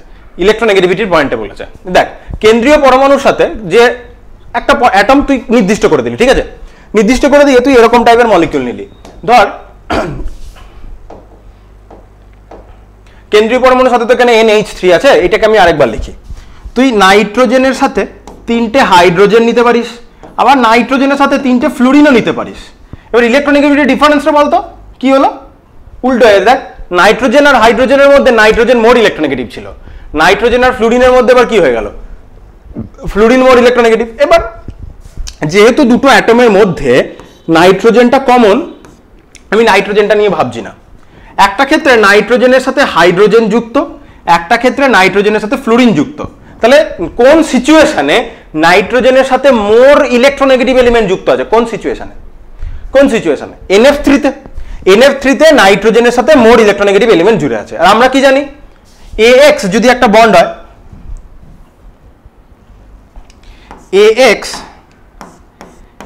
AX যদি একটা বন্ড হয়, যদি ইলেকট্রোনেগেটিভিটি X এর বেশি হয় A এর থেকে, তাহলে কি হয়, যদি আমি একটু ক্লাসিক্যালি ভাবি, মানে ইলেকট্রনকে যদি এরকম কি বলি, পার্টিকেলের মতো ভাবি, ইলেকট্রন ডেনসিটি পার্টিকেলের মতো ভাবি, বুঝতে সুবিধা হবে। তাহলে কি করে, AX এই ইলেকট্রন ডেনসিটিটাকে কিছুটা বেশি করে নিজের দিকে টেনে রাখে। এটাই তো শিখেছিলাম। তাহলে মোদ্দা কথা, যে সিচুয়েশনে নাইট্রোজেন NH3 আর NF3 এক্সাম্পলটা দেখলে আমরা দেখতে পাবো যে NF3-তে নাইট্রোজেনের সাথে মোর ইলেকট্রোনেগেটিভ এলিমেন্ট জুড়ে রয়েছে দেন NH3 এর সাথে যদি তুলনা করি। তাহলে কোন সিচুয়েশনে বন্ড পেয়ার গুলো নাইট্রোজেনের থেকে দূরে সরে থাকবে? নিশ্চয়ই NF3-তে, কারণ ফ্লুরিন মোর ইলেকট্রোনেগেটিভ। তাহলে মোর ইলেকট্রোনেগেটিভ এলিমেন্ট জুড়ে আছে, তাহলে সেই সিচুয়েশনে নাইট্রোজেনের সাথে 3টে ফ্লুরিন, যে 3টে বন্ড পেয়ার করেছে, 3টে ফ্লুরিন আছে, 3টে ইন্ডিভিজুয়াল বন্ড করেছে, তাহলে 3টে বন্ড পেয়ার আছে, ওই 3টে বন্ড পেয়ার নাইট্রোজেনের থেকে বেশি ফার্দার অ্যাপার্ট, নাইট্রোজেনের থেকে দূরে আছে। NH3-তে দেখলে কি হবে, NF3-তে বন্ড পেয়ারটা নাইট্রোজেন থেকে যতটা দূরে আছে, NH3-তে নাইট্রোজেনের সাথে ওই যে নাইট্রোজেন হাইড্রোজেনের মাঝে যে বন্ড পেয়ারটা, সেই বন্ড পেয়ারটা অতটা দূরে নেই, নাইট্রোজেনের দিকে থাকবে বরঞ্চ, কারণ নাইট্রোজেন এখানে মোর ইলেকট্রোনেগেটিভ। আশা করি কথাটা বোঝাতে পারছি। যদি ইলেকট্রোনেগেটিভিটি কনসেপ্ট জানিস তাহলে তো একবারেই বুঝে গেছিস, আর ইলেকট্রনিক কনসেপ্ট না জানলে তো গন্ডগোল। তাহলে আবার কোন চ্যাপ্টারে যেতে হবে, পিরিয়ডিক টেবিলে যেতে হবে। আচ্ছা, তাহলে এটা দাঁড়ায়, তাহলে কি হলো, মোর ইলেকট্রোনেগেটিভ এলিমেন্ট থাকলে বন্ড পেয়ারটা মোর ইলেকট্রোনেগেটিভ এলিমেন্টের দিকে সরে থাকবে, ঠিক আছে। বন্ড পেয়ারটা দেখ এরকম করে, তুই যদি বন্ড অ্যাঙ্গেলের কথাতে আমি যদি আসি, আবার আমাকে এখানে যেতে হবে, বন্ড অ্যাঙ্গেলের কথাতে আমি যদি আসি, বন্ড অ্যাঙ্গেলের প্রশ্নে আমি যদি আসি, তাহলে তুই ভাব, ধর এটা একটা সেন্ট্রাল অ্যাটম, হ্যাঁ, সেন্ট্রাল অ্যাটম X আছে, ঠিক আছে, এখানে একটা X বন্ড করেছে, এখানে একটা X বন্ড করেছে। সমান হলো না, আমি একটা অ্যাঙ্গেল থেকে লিখি তো, তার জন্য দুটো জিনিস সমান হয় না, সামনে লিখলে তাও মেনটেন থাকবে। হ্যাঁ, এবার ঠিক আছে, আমি সাইড করে লিখি তো ছোট বড় হয়ে যায়, তা তো হয়েছে, কি করি আর, X এর রেসপেক্টে X মোর ইলেকট্রোনেগেটিভ। তো ইলেকট্রনগুলো, তাহলে বন্ড পেয়ারগুলো কি থাকবে, A এর থেকে দূরে সরে থাকবে। তাহলে বন্ড পেয়ারগুলো যদি A এর থেকে দূরে সরে থাকে, তাহলে এদের মধ্যে রিপালশনটা কি হবে, কমবে। রিপালশন কমলে বন্ড অ্যাঙ্গেলটা কি হবে, রিপালশন বাড়লে ইলেকট্রনগুলো একেবারে রিপেল করে ঠেলে দিচ্ছে, বন্ড অ্যাঙ্গেল বাড়ছে। যদি ইলেকট্রন পেয়ারগুলো সেন্ট্রাল অ্যাটমের থেকে দূরে সরে থাকে, তাহলে রিপালশন কমছে, রিপালশন যেই কমবে বন্ড অ্যাঙ্গেলটা কি হয়ে যাওয়ার কথা, ছোট হয়ে যাওয়ার কথা। এটা হচ্ছে ব্যাপার। তাহলে আমরা এই বইয়ের পয়েন্টে এবার আসি, যেগুলো এতক্ষণ ধরে এত কথা বললাম সেই পয়েন্ট এখানে। তাহলে কেন্দ্রীয় পরমাণুর সঙ্গে যুক্ত অন্য পরমাণুর তড়িৎ ঋণাত্মকতার পার্থক্যের উপর দুটি বন্ধন জোড়ের মধ্যে বিকর্ষণের মাত্রা নির্ভরশীল, যেটা বলছিলাম। মোর ইলেকট্রোনেগেটিভ এলিমেন্ট হলে কি হবে, কেন্দ্রীয় পরমাণুর চেয়ে প্রান্তীয় পরমাণুগুলির, মানে নাইট্রোজেনের সাথে যে ফ্লুরিন, প্রান্তীয় পরমাণু, তাহলে ফ্লুরিন, তড়িৎ ঋণাত্মকতা যত বাড়ে বন্ধন ইলেকট্রন জোড়গুলি প্রান্তীয় পরমাণুগুলির দিকে সরে আসে। তাহলে যত ইলেকট্রোনেগেটিভিটি বাড়বে, ওই বন্ড পেয়ারগুলোকে কি করছে, ফ্লুরিন নিজের দিকে টানছে, তাহলে প্রান্তীয় পরমাণুর দিকে ইলেকট্রন ডেনসিটি সরে আসছে, ফলে বন্ধন জোড়গুলির মধ্যে বিকর্ষণ হ্রাস পায়। তাহলে ওই বন্ধন জোড়গুলো যত সেন্ট্রাল অ্যাটম থেকে দূরে সরে আসছে, দূরে চলে যাচ্ছে, তো কথাই কি বলছে, দূরে চলে যাচ্ছে, দূরে যেই চলে যাবে রিপালশন কমবে, বন্ড অ্যাঙ্গেলটা কমে যাবে, রিপালশন বাড়লে বন্ড অ্যাঙ্গেল বাড়বে, তাই বন্ধন কোণ হ্রাস পায়। এটা মনে রাখতে হলো, এটাই। আর কি হচ্ছে, অন্যদিকে প্রান্তীয় পরমাণুগুলির চেয়ে কেন্দ্রীয় পরমাণু তড়িৎ ঋণাত্মকতা যত বাড়ে বন্ধন জোড়গুলি কেন্দ্রীয় পরমাণুর দিকে সরে আসে, ফলে বন্ধন জোড়গুলির মধ্যে বিকর্ষণ বৃদ্ধি পায়, বন্ধন কোণও বৃদ্ধি পাবে, ভাইসি ভার্সা, উল্টোটা। তাহলে এই তিনটে পয়েন্ট আমরা বুঝলাম। এই যে এক্সাম্পলগুলো NH3 NF3 এগুলো হট কোশ্চেন, হ্যাঁ, এগুলো পরীক্ষাতে বারবার আসে, তো এগুলো নিয়ে আমরা আলোচনা করব নেক্সট ক্লাসে। বেশ, এবার আমরা দেখি একটু কি না, আর কি, আর তেমন ইম্পর্টেন্ট তেমন কিছু নেই। আর একটা 4 নম্বর পয়েন্ট দেয়, সেটা হচ্ছে এই কথাটা যে কোন একটা মলিকিউলের শেপ নির্ধারণ করার জন্য বা জিওমেট্রি নির্ধারণ করার সময় শুধুমাত্র সিগমা বন্ড নিয়ে আলোচনা করব। পাই বন্ড মলিকুলার জিওমেট্রিতে কোনো কন্ট্রিবিউশন করে না।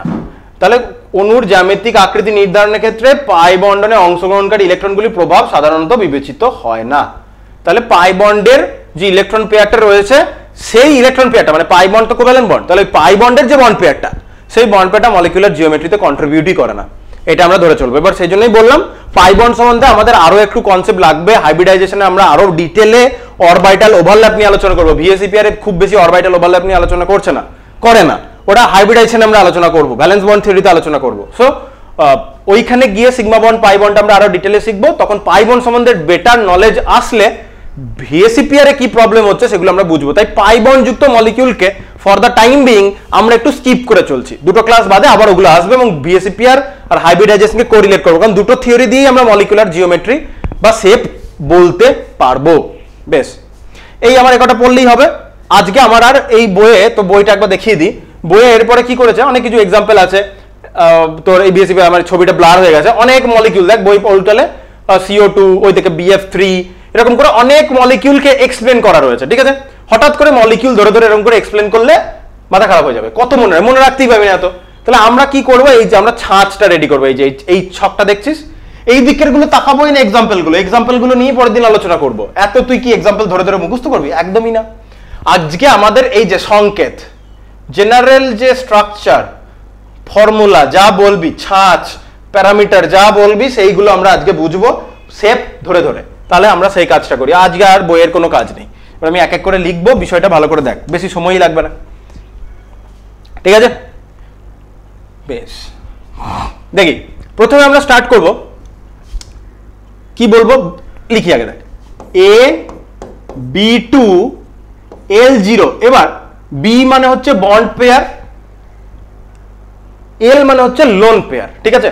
যখন কোনো লোন পেয়ার থাকে না তখন কেউ L0 লেখে না, কিন্তু সবাই লেখে AB2। তাহলে AB2 লেখা হচ্ছে মানে AB2 লোন পেয়ার তার নেই, L0। তোর যেন আরো ভালো করে বুঝতে পারিস তাই আমি এখানে স্পষ্ট করে লিখে দিলাম L0টা। তাহলে কি বললাম, বইয়ে কিন্তু L0 মেনশন করবে না। তাহলে যেখানে L0 লেখা নেই, শুধু AB2 লেখা আছে, AB4 লেখা আছে, AB5 লেখা আছে, তোকে বুঝে নিতে হবে ওটা পাশে একটা L0 আছে। যেহেতু লোন পেয়ার নেই তাই L0 আমরা লিখি না, তোর বুঝতে সুবিধা হবে বলে আমি AB2L0 লিখলাম। তাহলে AB2L0 কোন একটা মলিকিউল যদি এরকম একটা জেনারেল ফরম্যাটে পড়ে যায়, কোন একটা মলিকিউলকে এরকম জেনারেল ফরম্যাটে কি করে ফেলবো সেটা আমরা নেক্সট ক্লাসে শিখবো। কিন্তু যখনই এই জেনারেল ফরম্যাটে ফেলবো তখনই তোকে সাথে সাথে বলে ফেলতে হবে আচ্ছা AB2L0 মানে এই শেপটা আসে। পরের দিনের ক্লাসে শিখবো কি করে কোনো মলিকিউলকে এই জেনারেল ফরম্যাটে আমরা ফেলবো। আজকে কোন ফরম্যাটের কি শেপ সেটা শিখবো, আর শেপগুলোকে একটু বুঝতে শিখবো। পরের দিন মলিকিউল ধরবো আর এই ফরম্যাটে পড়বে, ফরম্যাট জানিস এটা শেপ হয়ে যাবে, এইভাবে করতে হয় আমাদের। তো AB2L0 মানে মলিকিউলার জিওমেট্রিটা হবে এরকম টাইপের, দুদিকে দুটো বন্ড করেছে, এই শেপটাকে আমরা বলছি লিনিয়ার, ঠিক আছে। মলিকিউল BeCl2, আমি মলিকিউলের নাম লিখছি না, AB2L0। এখানে আর কোনো সাব পার্ট নেই, গল্প শেষ। তাহলে এটা হচ্ছে স্টেরিক নাম্বার 2। এটা কত? এটা হচ্ছে স্টেরিক নাম্বার 2। কেন? টোটাল বন্ড পেয়ার হচ্ছে দুটো, কোনো লোন পেয়ার নেই, তাহলে টোটাল ইলেকট্রন পেয়ার ভ্যালেন্স সেলে কত? এর আশেপাশে দুটো, তাহলে স্টেরিক নাম্বার 2। এবার আমরা আসি স্টেরিক নাম্বার 3 তে, ঠিক আছে। আমি 3 এভাবে লিখছি, that means steric number 3। Steric number 3 তে 1 নম্বরে আসবে AB3L0। বইয়ে B3 লেখা থাকবে, L0 মানে কোনো লোন পেয়ার নেই, আমি জাস্ট চোখে আঙ্গুল দিয়ে দেখিয়ে দিচ্ছি। এটা কিরকম হবে? সরি, এ তো সেন্ট্রাল, বি তো নয়।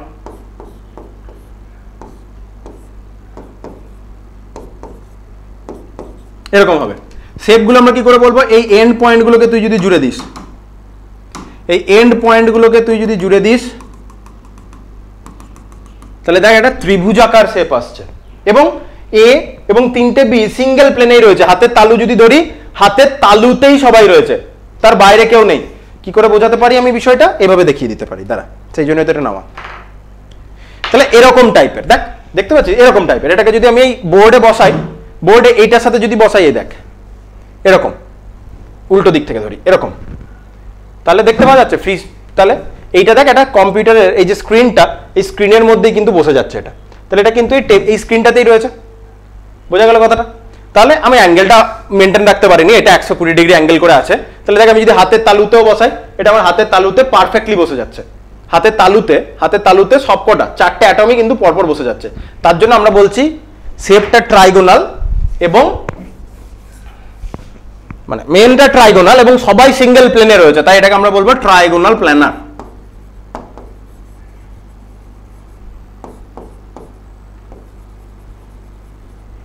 ত্রিকোণীয় সমতলীয় এরকম কিছু একটা নাম হবে, আপাতত নামগুলো দেখ। লিনিয়ার মানে রৈখিক এরকম ওয়ার্ড হবে, ট্রাইগোনাল মানে ত্রিকোণীয় সমতলীয় এরকম কিছু একটা নাম হবে। নামটা একবার দেখে নি দাঁড়া, বাংলাতে কি বলছে আমি একবার দেখে নি দাঁড়া, বাংলাতে নামগুলো আমি নিজেই একবার দেখে নি যাতে তোদের ভবিষ্যতে বলতে। ঠিকই বলেছি, ত্রিকোণীয় সমতলীয় ট্রাইগোনাল প্ল্যানার, ইংলিশে মনে রাখা অনেক বেশি সুবিধা। নেক্সট এর আরেকটা পার্ট রয়েছে, এবার আমরা কি করব ব্যাপারটা ভালো করে বোঝ। এর নেক্সট পার্টগুলোতে আমরা কি করি, একটা করে বন্ড পেয়ারকে লোন পেয়ার দিয়ে রিপ্লেস করব, একটা করে বন্ড পেয়ারকে লোন পেয়ার দিয়ে রিপ্লেস করব। তাহলে এখানে কটা বন্ড পেয়ার, 3টে। একটা বন্ড পেয়ার সরাবো, তাহলে একটা বন্ড পেয়ার সরিয়ে দিলে কি হবে, AB2 হবে। তার বদলে কি নিয়ে আসবো, একটা লোন পেয়ার নিয়ে আসবো, তাহলে AB2L1 মনে থাকবে। তাহলে এখানেও স্টেরিক নাম্বার 3 মেনটেন থাকছে, হ্যাঁ, কারণ দুটো বন্ড পেয়ার একটা লোন পেয়ার, স্টেরিক নাম্বার 3। এবার কি করে এগুলোকে ভাববো, শেপ তুই মাদার জিওমেট্রিটা মনে রাখবি, যেটা মাদার জিওমেট্রি আমি সেটাকে কি করি এরকম করে বক্স করে দিই, ঠিক আছে। যেটা মেন জিওমেট্রি কোন একটা স্টেরিক নাম্বারের যেটা প্যারেন্ট জিওমেট্রি, সেটা হচ্ছে যেখানে কোনো লোন পেয়ারই নেই, তাহলে স্টেরিক নাম্বার 3 এর প্যারেন্ট জিওমেট্রি হচ্ছে AB3L0। স্টেরিক নাম্বার 2 তে কিছু বললাম না, কারণ একজনই হয়, ওখানে কোনো লোন পেয়ার যুক্ত স্পিসিস পাবি না। তাহলে স্টেরিক নাম্বার 3 তে প্যারেন্ট জিওমেট্রি হচ্ছে AB3L0, কারণ যেখানে লোন পেয়ার নেই সেটাই হচ্ছে কোনো একটা স্টেরিক নাম্বারের প্যারেন্ট জিওমেট্রি। ওই প্যারেন্ট জিওমেট্রি থেকেই সেই পার্টিকুলার স্টেরিক নাম্বারের বাকি জিওমেট্রিগুলো বা বাকি শেপগুলো, বেসিক্যালি সঠিক শব্দ, বাকি শেপগুলো ওখান থেকে ডিরাইভড হবে। কি করে ভাববো, ভাবনাটা দেখ, সবসময় এটাই ইউজ করব। তুই দেখতে পাচ্ছিস পরীক্ষাতে জেনারেল স্ট্রাকচারটা এলো AB2L1, কি করে জেনারেল স্ট্রাকচার করতে হয় স্যার বলেননি তো, কাল বলবো। আজকে কোনটার জন্য কি শেপ সেটা শিখছি। তাহলে তুই যেই মোমেন্টে দেখলি AB2L1, তোর মাথায় চলবে আচ্ছা AB2L1 স্টেরিক নাম্বার 3, তাহলে লোন পেয়ারটাকে আমি যদি বন্ড পেয়ার ভাবি তাহলে কি হচ্ছে AB3, তাহলে AB3 স্টেরিক নাম্বার 3 এর আন্ডারে পড়ছে। স্টেরিক নাম্বার 3 এর প্যারেন্ট জিওমেট্রি কি, ট্রাইগোনাল প্ল্যানার। ট্রাইগোনাল প্ল্যানারে 3টেই হচ্ছে বন্ড পেয়ার, কিন্তু এখানে দুটো বন্ড পেয়ার একটা লোন পেয়ার। তাহলে তুই কি করবি, তোর যে প্যারেন্ট জিওমেট্রিটা ছিল ট্রাইগোনাল প্ল্যানার, তার এটা তো রাখলি, তাহলে দুটো বন্ড পেয়ারকে তুই রাখলি আর একটা বন্ড পেয়ারকে রিপ্লেস করে দিলি লোন পেয়ার দিয়ে, ঠিক আছে, এরকম হবে। এবার মলিকিউলার শেপ বলার সময় লোন পেয়ারকে আমরা ইনক্লুড করি না, শেপ বলার সময় আমরা লোন পেয়ারকে ইনক্লুড করি না। লোন পেয়ারটা আছে কিন্তু শেপ বলার সময় আমরা লোন পেয়ার ইনক্লুড করি না। তাহলে শেপটা না বললে এটা কিরকম টাইপের দেখতে, দেখ এটাকে যদি আমি একটু এরকম করে ঘুরিয়ে দিই, এরকম করে আমি যদি ঘুরিয়ে লিখি তাহলে এটা এরকম টাইপের দেখতে হবে না। এটা কোন ইংলিশ লেটারের মতো দেখতে, ভি এর মতো দেখতে, দেখ মানে এটা এরকম হয়ে গেছে ব্যাপারটা, এরকম বলতে পারি। তাহলে ভি এর মতো দেখতে, অথবা আরো সিম্পল টার্মে আমি বলতে পারি এটা হচ্ছে অ্যাঙ্গুলার, কৌণিক। অ্যাঙ্গেলের মতো একটা অ্যাঙ্গেল বলতে আমরা অলওয়েজ অ্যাঙ্গেল যখন লিখিস এরকম লিখিস না, এরকম লিখিস, তাহলে দেখ অ্যাঙ্গেলের মতনই লাগছে। তাহলে এটাকে কি বলতে পারি, অ্যাঙ্গুলার মানে কৌণিক, ভি শেপড বলতে পারি, বেন্ট বলতে পারি, যাই হোক। তাহলে আমি অ্যাঙ্গুলারটা লিখলাম, বইয়ে আমি ওয়ার্ডগুলো মার্ক করে দিচ্ছি দ্বারা। অ্যাঙ্গুলার হতে পারে, ভি শেপডও হতে পারে, ঠিক আছে, ভি শেপড তুই বলতে পারিস। ভি এর মতো দেখ উল্টো এরকম, মানে ভি তো এরকম করে লিখিস, এটা এরকম করে লেখা হয়েছে, তো দ্যাট মিনস এই ভিও বলতে পারিস। তাহলে এইভাবে আমরা ভাববো। তাহলে স্টেরিক নাম্বার 3 এটুকুই হতে পারে। একবার আমি তোকে বইয়ের সাথে একবার দেখিয়ে দিই। এবার স্টেরিক নাম্বার 4, 5, 6, 7 অবধি যাবো। তাহলে কি লেখা হয়েছে দেখ, এরকম করে ঘুরিয়ে লিখেছে।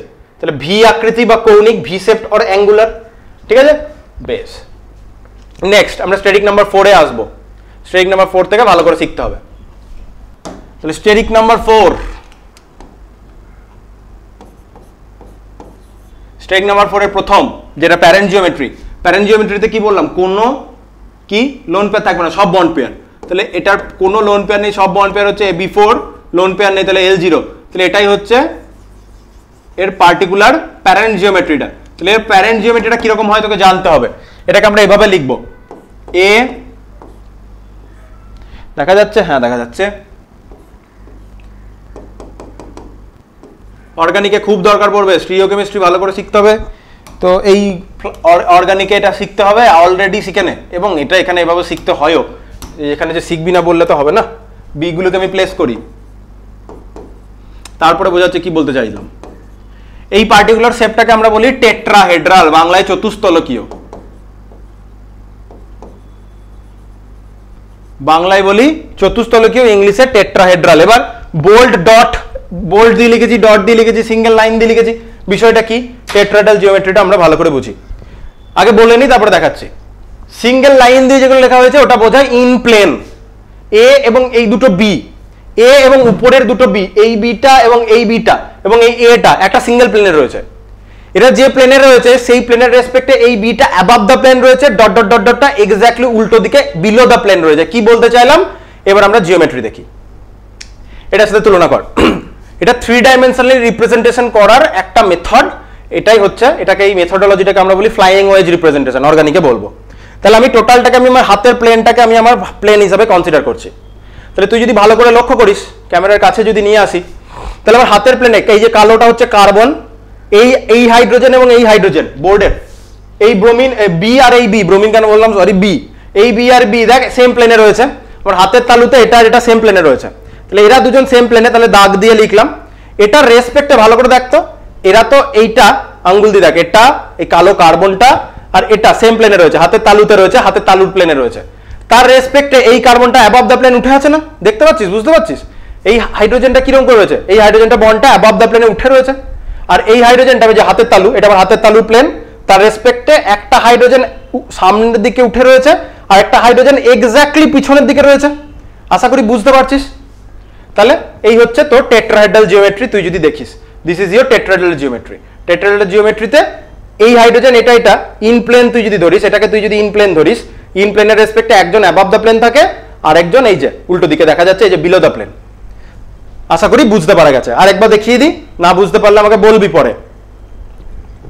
তাহলে hydrogen carbon hydrogen in plane, এর রেসপেক্টে এই হাইড্রোজেনটা অ্যাবভ দ্য প্লেন আর এই যে বিলো দ্য প্লেন। তাহলে হাতের তালুর রেসপেক্ট, হাতের তালুটার এটা যদি প্লেন ধরিস, তার রেসপেক্টে above the plane, below the plane বেরিয়ে রয়েছে।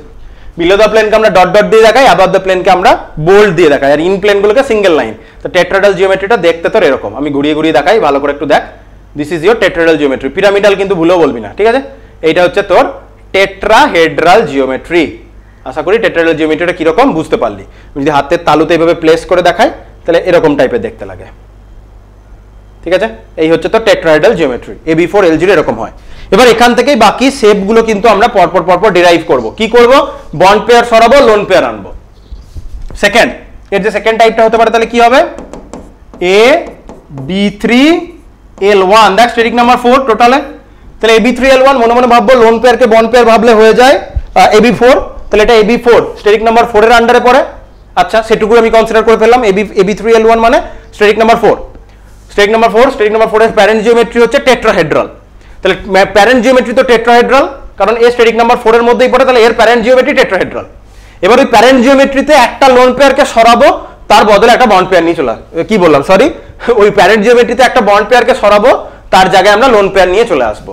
তাহলে কিরকম দেখতে লাগবে? এটার তলায় ওভারল্যাপ হয়ে যাবে, এটাকে একটু সরিয়ে দিই দাঁড়া।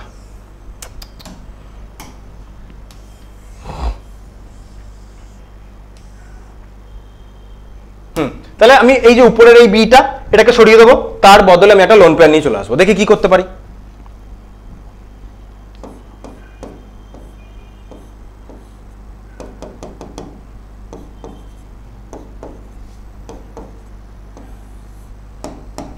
লোন পেয়ার একটু আগে কি বললাম, শেপ বলার সময় আমরা লোন পেয়ারকে ইনক্লুড করি না। মলিকুলার শেপ বলার সময় লোন পেয়ার আমার কি ইনক্লুডেড থাকে না, শুধুমাত্র বন্ড পেয়ার গুলো ইনক্লুডেড। বারবার বলছি। তাহলে এরকম হতে পারে, এরকম হতে পারে কি, এটাই হবে। এরকম করে রিপ্লেস করলাম। তাহলে এটা কিরকম দেখতে? আমি যে টেট্রাহেড্রালটা দেখালাম, এই যে টেট্রাহেড্রালটা, টেট্রাহেড্রাল তো, টেট্রাহেড্রালে এইটা লোন পেয়ার, এই উপরটা লোন পেয়ার। তাহলে লোন পেয়ারটা আমার মলিকুলার শেপে ইনক্লুডেড হয় না। তাহলে লোন পেয়ারটা যদি মলিকুলার শেপে ইনক্লুড না হয়, সেটাকে যদি আমি সরিয়ে দিই, তাহলে টেট্রাহেড্রাল জিওমেট্রিটা এরকম টাইপের দেখতে লাগবে। এবং এটা কিরকম টাইপের দেখতে? দেখ, পিরামিডের মতো দেখতে। দেখ পিরামিড, দেখ ভালো করে দেখ, এটা একটা পিরামিডাল শেপ। এইটা একটা পিরামিডের ফেস, এইদিকে একটা ফেস, এদিকে একটা ফেস। তাহলে তুই যদি বটম পয়েন্টগুলো জুড়ে দিস, তাহলে তুই কি পাবি? একটা পিরামিডাল শেপ পাবি।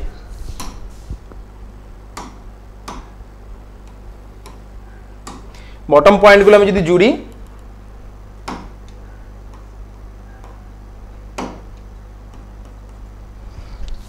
এই পয়েন্টগুলো তুই যদি জুড়ে দিস, তো এটা পিরামিডাল পাবি। যেই পিরামিডের এটা একটা ফেস, এটা একটা ফেস, আর উল্টো দিকে একটা ফেস রয়েছে। আশা করি বুঝতে পারছিস। তাহলে এই টাইপেরটার নাম হলো টেট্রাহেড্রাল থেকে প্রথম ডিরাইভ করে যেটা নিয়ে এলাম, সেটা হচ্ছে আমার পিরামিডাল, অনেক জায়গাতে ট্রাইগোনাল পিরামিডালও বলে, কারণ ওর বেসটা ত্রিভুজাকৃতির। তোর বইয়ে কি বলেছে একবার দেখে নি। তাহলে আমরা পেলাম AB4 এর আন্ডারে চতুস্তলকীয় পেলাম, চতুস্তলকীয় দেখলাম, তারপরে দেখলাম পিরামিডাল, এই যে এটা পিরামিডাল। টেট্রাহেড্রাল অ্যাঙ্গেলগুলো আমি বলবো, অ্যাঙ্গেলগুলো নিয়ে এখানে আলোচনা করতে হবে। বেশ, নেক্সট এর থার্ড টাইপটাই চলে যাই। থার্ড টাইপটা বলি, থার্ড টাইপ মানে এই পার্টিকুলার জিওমেট্রিতে আরো একটা lone pair AB2L2 static number 4। তাহলে মেন প্যারেন্ট জিওমেট্রি হচ্ছে টেট্রাহেড্রাল, সেখানে দুটো লোন পেয়ার চলে আসবে।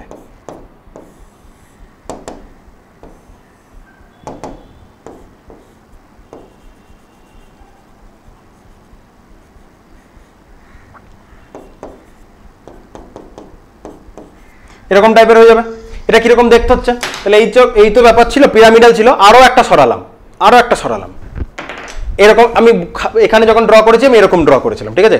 মানে এইখানে যেটা ড্র করেছি above the below the, above the plane below the plane হয়েছে। দেখ আমি হাতের তালুটাকে যদি এইভাবে ধরি, এটার মধ্যে যদি হাতের তালুটাকে চালাই, তাহলে হাতের তালুর রেসপেক্টে দেখ, হাতের তালুর যদি আমি রেসপেক্টে ধরি, হাতের তালু এটা আমার আঙ্গুল বরাবর হাতের তালুটা যাচ্ছে, তার রেসপেক্টে একটা অ্যাবাভ দ্য প্লেন, একটা বিলো দ্য প্লেন, আমি এইভাবে ড্র করেছি। Above the plane below the plane করে, যে বইয়ের তুই যদি দেখিস এরকম above the plane below the plane করে ড্র করেছি হাতের তালুর রেসপেক্টে।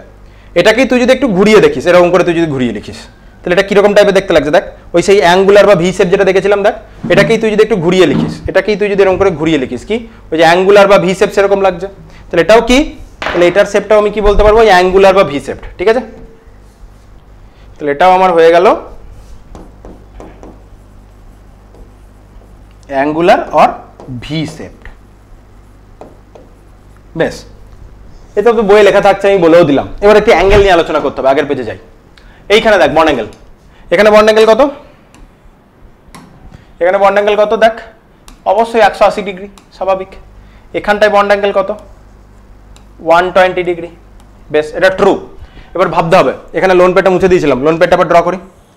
লোন পেয়ার আছে, এবার যখন সবগুলোই বন্ড পেয়ার ছিল, ওখানে শুধু bond pair repulsion 120 degree optimal angle, 180 degree optimal angle. এখানে তো উপরটায় প্রবলেম নেই, সেকেন্ডটাই দেখ। সেকেন্ডটা এবার কি হলো, যেই AB2L1 এ লোন পেয়ার এলো, তাহলে এখানে একটা loan pair bond pair repulsion আসবে এবং বন্ড পেয়ার রিপালশন আসবে। তাহলে এখানে তোর কাছে LP-BP লোন বন্ড একটা রিপালশন আছে এই জায়গা দুটোতে, আর তোর কাছে কি আছে, BP-BP রিপালশনও পাচ্ছিস এই জায়গাটায়। আমরা কি জানি বলে এলাম, LP-BP রিপালশনটা বেশি। তাহলে লোন পেয়ারটা এই যে বন্ড অ্যাঙ্গেলটা 120 ডিগ্রিতে এরকম করে ছিল, 120 ডিগ্রিতে লোন বন্ড অ্যাঙ্গেলটা ছিল, তাই না, এরকম করে 120 ডিগ্রিতে অ্যাঙ্গেলটা ছিল।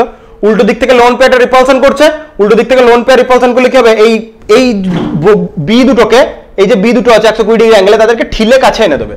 তাহলে এই যে বন্ড অ্যাঙ্গেলটা, এই বন্ড অ্যাঙ্গেলটা কিন্তু 120 ডিগ্রি থেকে ছোট হয়ে যাবে। এই উত্তরগুলো তোকে কিন্তু করতে হবে, ঠিক আছে। তাহলে ওই অ্যাঙ্গেলটা কিন্তু 120 ডিগ্রি থেকে ছোট হয়ে যাবে লোন পেয়ার রিপালশন করছে বলে। এখানে পার্টিকুলারলি আমরা AB2L1 এর জন্য বন্ড অ্যাঙ্গেল নিয়ে আলোচনা করি না। বন্ড অ্যাঙ্গেল তোকে কিন্তু AB4 এর এই টাইপটার জন্য কিন্তু ডিটেলে বন্ড অ্যাঙ্গেল নিয়ে আলোচনা করতে হবে, যেটা আমরা এখন করব, ঠিক আছে। চল এখানে বন্ড অ্যাঙ্গেলটা লাগছে না, বন্ড অ্যাঙ্গেলটা ছোট হয়ে যাচ্ছে, বুঝতে পারছিস।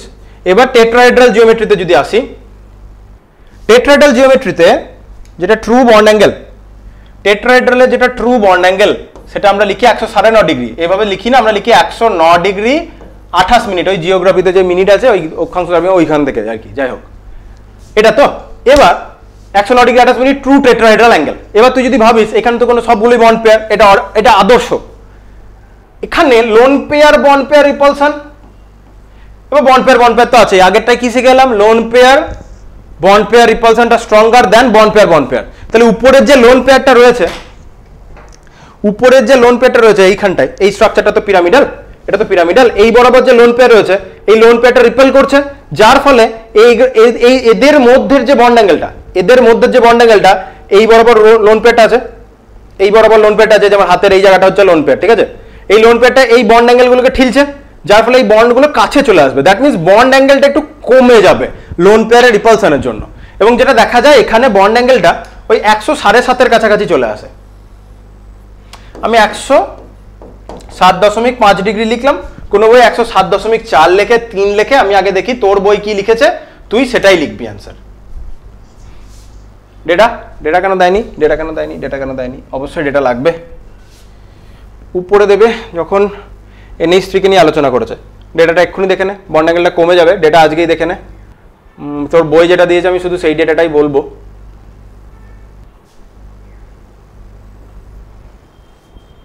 NH3 চোখে পড়ছে না কেন? যা বন্ড অ্যাঙ্গেল, হ্যাঁ তোর বই কি মেনশন করেছে দেখ, তোর বই মেনশন করেছে 107.3 ডিগ্রি, ঠিক আছে? এই যে 107.3 ডিগ্রি, পরের দিন এগুলো তো সব আন্ডারলাইন করবো, তখন দেখতেই পাবি 107.3 ডিগ্রি বলেছে, আমি ওখানে 107.5 ডিগ্রি লিখেছি, ঠিক আছে? তা তোর বই যেহেতু 107.3 ডিগ্রি বলছে, তোর যেন কোনো কনফিউশন না আসে সেই জন্য আমি 107.3 ডিগ্রি লিখলাম। এবার তুই যদি আরো নিচে চলে আসিস, এই নিচের মলিকিউলটা, এই নিচের মলিকিউলটাতে কি হবে এবার? এতক্ষণ আগে লোন পেয়ার ওয়ান পেয়ার আর বন্ড পেয়ার ওয়ান পেয়ার ছিল, এখানে একটা স্পেশাল আরো একজন এসেছে, এখানে কিন্তু এবার হিউজ লোন পেয়ার রিপালশনটাও এসেছে, তাহলে এখানে এলপি রিপালশনও আছে, তার ফলে আবার এলপি বিপিও আছে, এবং লাস্টলি বিপি, তাই না? তাহলে হিউজ লোন পেয়ার রিপালশন আছে, তারপরে লোন পেয়ার ওয়ান পেয়ার, তার ফলে এই যে বন্ড অ্যাঙ্গেলটা, এই বন্ড অ্যাঙ্গেলটা আরো কমে যায়, 104.5 এর কাছাকাছি চলে আসে, ঠিক আছে? 104.5 ডিগ্রির কাছাকাছি চলে আসে। তোর বইয়ে আমি আরেকবার দেখি এই ডেটাটা কি দিয়েছে, এটা আসলে জলের ডেটা, ওয়াটার, তার নিচেই ওয়াটার মলিকিউল আছে, ওয়াটার মলিকিউলের জন্য তোর বই কত অ্যাঙ্গেল বলছে একবার দেখি। তোর বই ঠিক 104.5 ডিগ্রি বলছে, সো আমরা 104.5 ডিগ্রি ধরেই চলবো। এই হচ্ছে ব্যাপার। তাহলে বন্ড অ্যাঙ্গেলগুলো কেন কমছে আশা করি বুঝতে পেরেছি, ওই লোন পেয়ার ওয়ান পেয়ার রিপালশনটা ওইটা থেকে আসছে। এবার আমরা স্টেরিক নাম্বার 5 আসবো। স্টেরিক নাম্বার 5 অনেকগুলো শেপ আসবে স্টেরিক নাম্বার 5-এ। তাহলে স্টেরিক নাম্বার 5 এর প্যারেন্ট যেটা 1 নম্বরে যেটা আসবে সেটা আমরা হবে AB5L0। AB5L0টাই হচ্ছে তোর প্যারেন্ট। তাহলে AB5L0 এর শেপটা কি আমরা একটু ভালো করে দেখি। আগে আমি লিখে নিই এখানে, তারপরে আমি আমার ওই মলিকুলার মডেল দিয়ে দেখাচ্ছি, কারণ 3D 2D তে ড্র করলে ভালো করে বুঝতে পারবি না।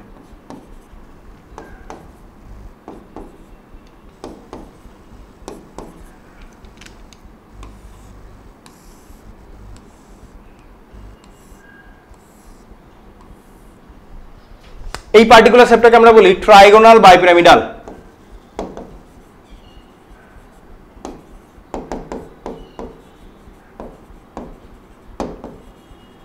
ট্রাইগোনাল কেন বলি?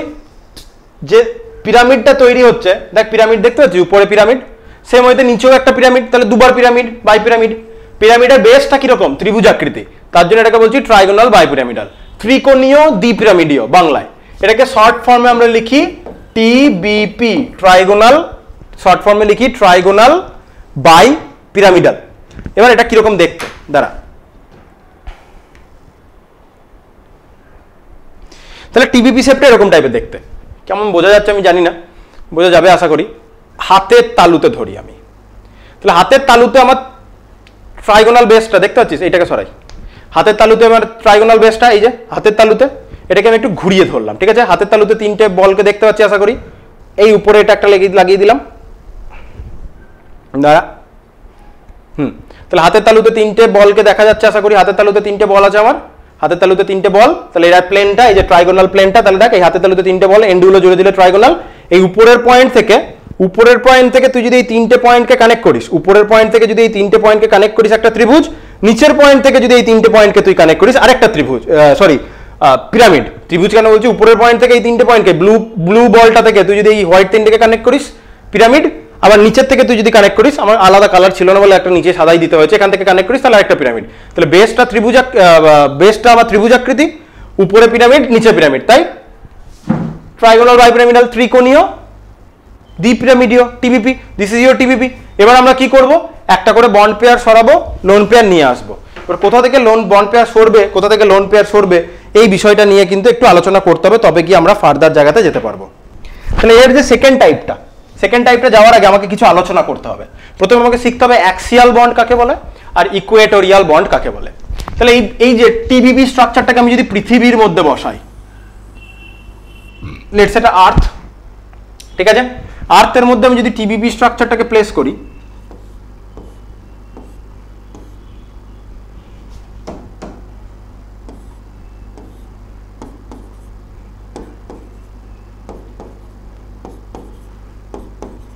এইটা হচ্ছে আমার ত্রিভুজাকৃতি যে বেসটা, তাই না?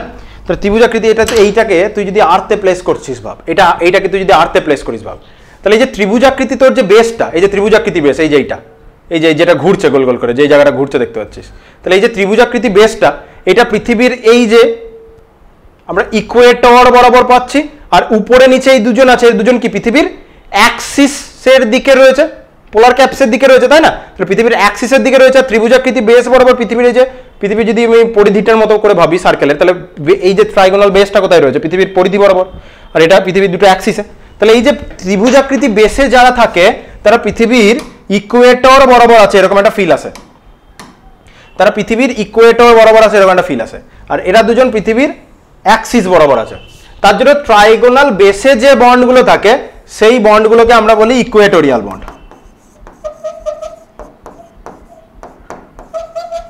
Equatorial bond. আর এই যে এই বন্ডগুলো উপরে নিচে যে দুটো বন্ড আছে, এইগুলো দুটোকে আমরা বলি অ্যাক্সিয়াল।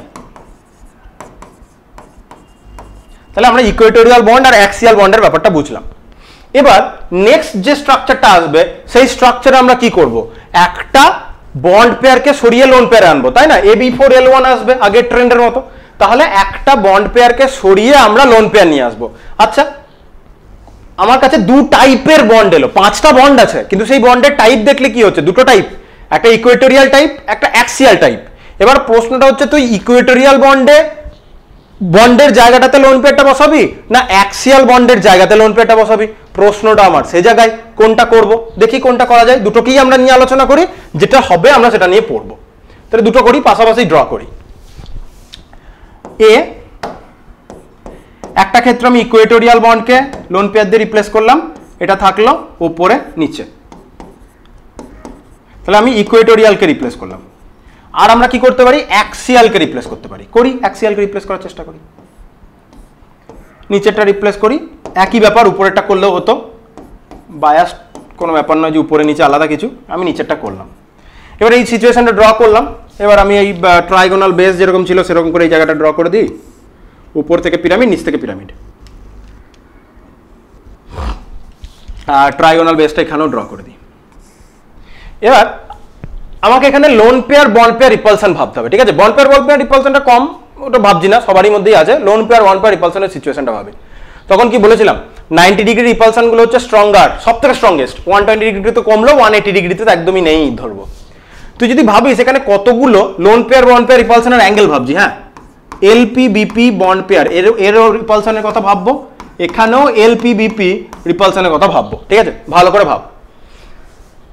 অ্যাক্সিয়ালে যদি, সরি অ্যাক্সিয়াল নয়, ইকুয়েটোরিয়াল বন্ডে যদি লোন পেয়ারটা বসাই, তাহলে এই লোন পেয়ারটা, তাহলে ইকুয়েটোরিয়ালে যদি লোন পেয়ারটা বসে, ইকুয়েটোরিয়াল বন্ডে যদি লোন পেয়ারটা বসে, এইটা যদি লোন পেয়ার হয় তোর, এই সাদা বলটা, এটা যদি তোর লোন পেয়ার হয়, তাহলে এই লোন পেয়ারটা এই অ্যাক্সিয়াল বন্ডের সাথে একটা 90 ডিগ্রি অ্যাঙ্গেল করছে। এই যে এইটা যদি লোন পেয়ার হয়, তাহলে লোন পেয়ারটা অ্যাক্সিয়াল বন্ডের এই উপরের অ্যাক্সিয়াল বন্ডের সাথে একটা 90 ডিগ্রি, নিচের অ্যাক্সিয়াল বন্ডের সাথে একটা 90 ডিগ্রি।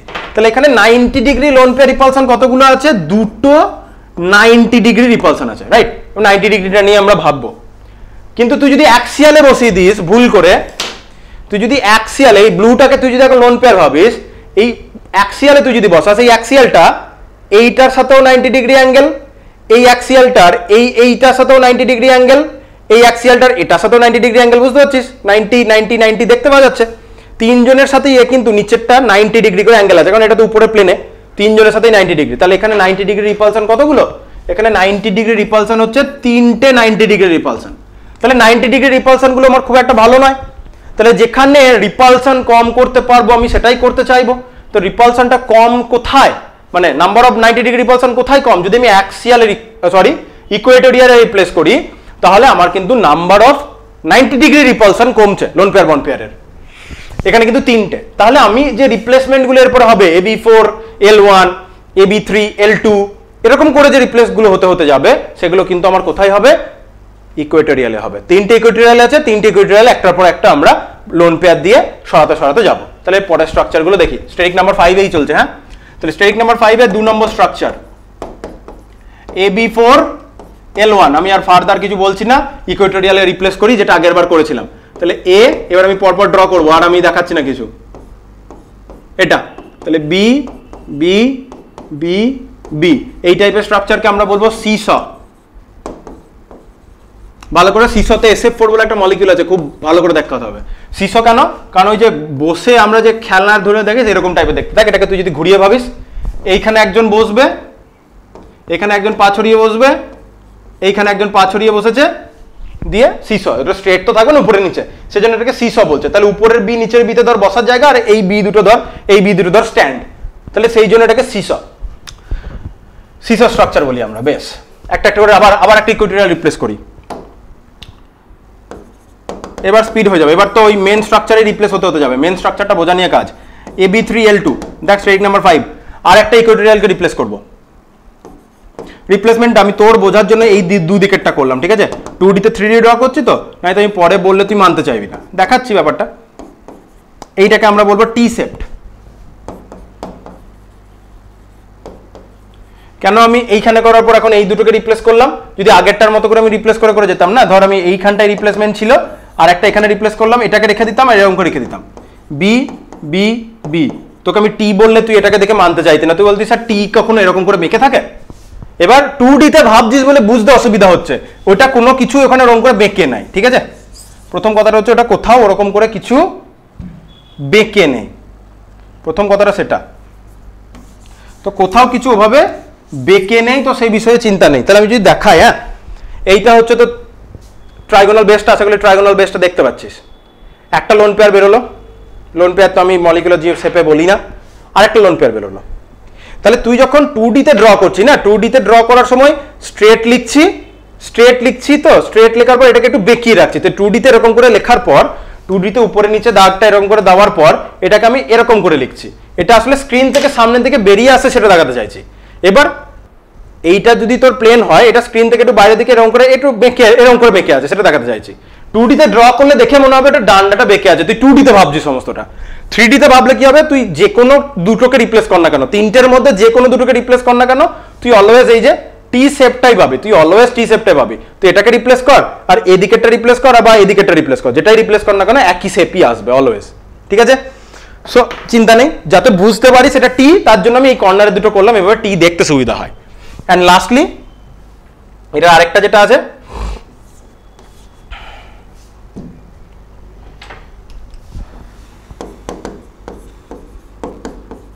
AB2L3, মানে তিনটে ইকুয়েটোরিয়ালি রিপ্লেস হয়ে যাবে।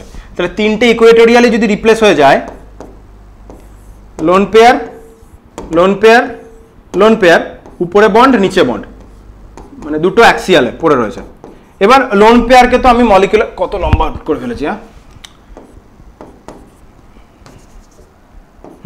তাহলে লোন পেয়ারকে তো কি বললাম, মলিকুলার শেপে আমরা ইনক্লুড করি না। তাহলে যদি লোন পেয়ারটা না থাকে, যদি লোন পেয়ারগুলো না থাকে, ধর যদি লোন পেয়ারগুলো না থাকে, এটা কি লিনিয়ার। লোন পেয়ার না থাকলে এটা লিনিয়ার, তাহলে এটা হয়েও যাবে কি লিনিয়ার, নামও হয়ে যাবে লিনিয়ার। এখানেই বেশ কিছু ইম্পর্টেন্ট মলিকিউল আছে, I3- জেননের XCF2, এই I3- XCF2 খুব ইম্পর্টেন্ট, WBJতে তো বারবার আসে, যে কোনো এন্ট্রান্সও বারবার আসে। এই AB2L3টাও খুব ইম্পর্টেন্ট। আর উপরেটা যেটা সিসও দেখলি, SF4 মলিকিউলটা, SF4 মলিকিউল খুব আসে, প্রচুর আসে। তাহলে আমরা এখানে কত দূর করে ফেললাম, স্টেরিক নাম্বার 5 আমাদের হয়ে আসছে প্রায়, আর 10 মিনিট মতো লাগবে। স্টেরিক নাম্বার 6, স্টেরিক নাম্বার 6 এর প্রথম অবশ্যই 6টাই বন্ড পেয়ার, কোনো লোন পেয়ার নেই, তাহলে AB6L0, এটা হচ্ছে আমার প্যারেন্ট জিওমেট্রিটা পেলাম। তাহলে এটা কিরকম হবে, তাহলে বেসটা আগের বার ত্রিভুজ ছিল, উপরের নিচে পিরামিড, এবার বেসটা ত্রিভুজ থেকে চতুর্ভুজ করে দেবো। তাহলে বেসটা ত্রিভুজ থেকে চতুর্ভুজ হলে কিরকম হবে, এরকম উপরে নিচে।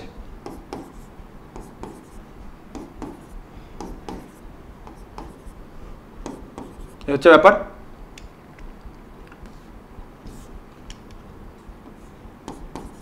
এই পয়েন্টগুলোকে যদি আমি কানেক্ট করি, সাদাতে ভালো দেখা যাবে, এই পয়েন্টগুলোকে আমি যদি কানেক্ট করি, তাহলে এই আমার চতুর্ভুজ, বর্গাকার হওয়ার কথা, এক্স্যাক্ট আমার বর্গাকার হচ্ছে নাকি জানি না, মানে স্কোয়ার হয়েছে নাকি আমি জানি না, স্কোয়ার ভেবে নিবি, ঠিক আছে, আমার না হলেও। তাহলে উপর থেকে পিরামিড, উপর থেকে পিরামিড এবং নিচ থেকে পিরামিড। তাহলে এটা নাম হওয়া উচিত কি ছিল, আগেরটা যদি ট্রাইগোনাল বাইপিরামিডাল হয়, এটা ত্রিভুজাকৃতি বেস মানে ট্রায়াঙ্গেলের মতো বেস, তাহলে ট্রাইগোনাল বাইপিরামিডাল যদি হয় তাহলে এটা স্কোয়ার বেস, তাহলে নাম হওয়া উচিত স্কোয়ার বাইপিরামিডাল।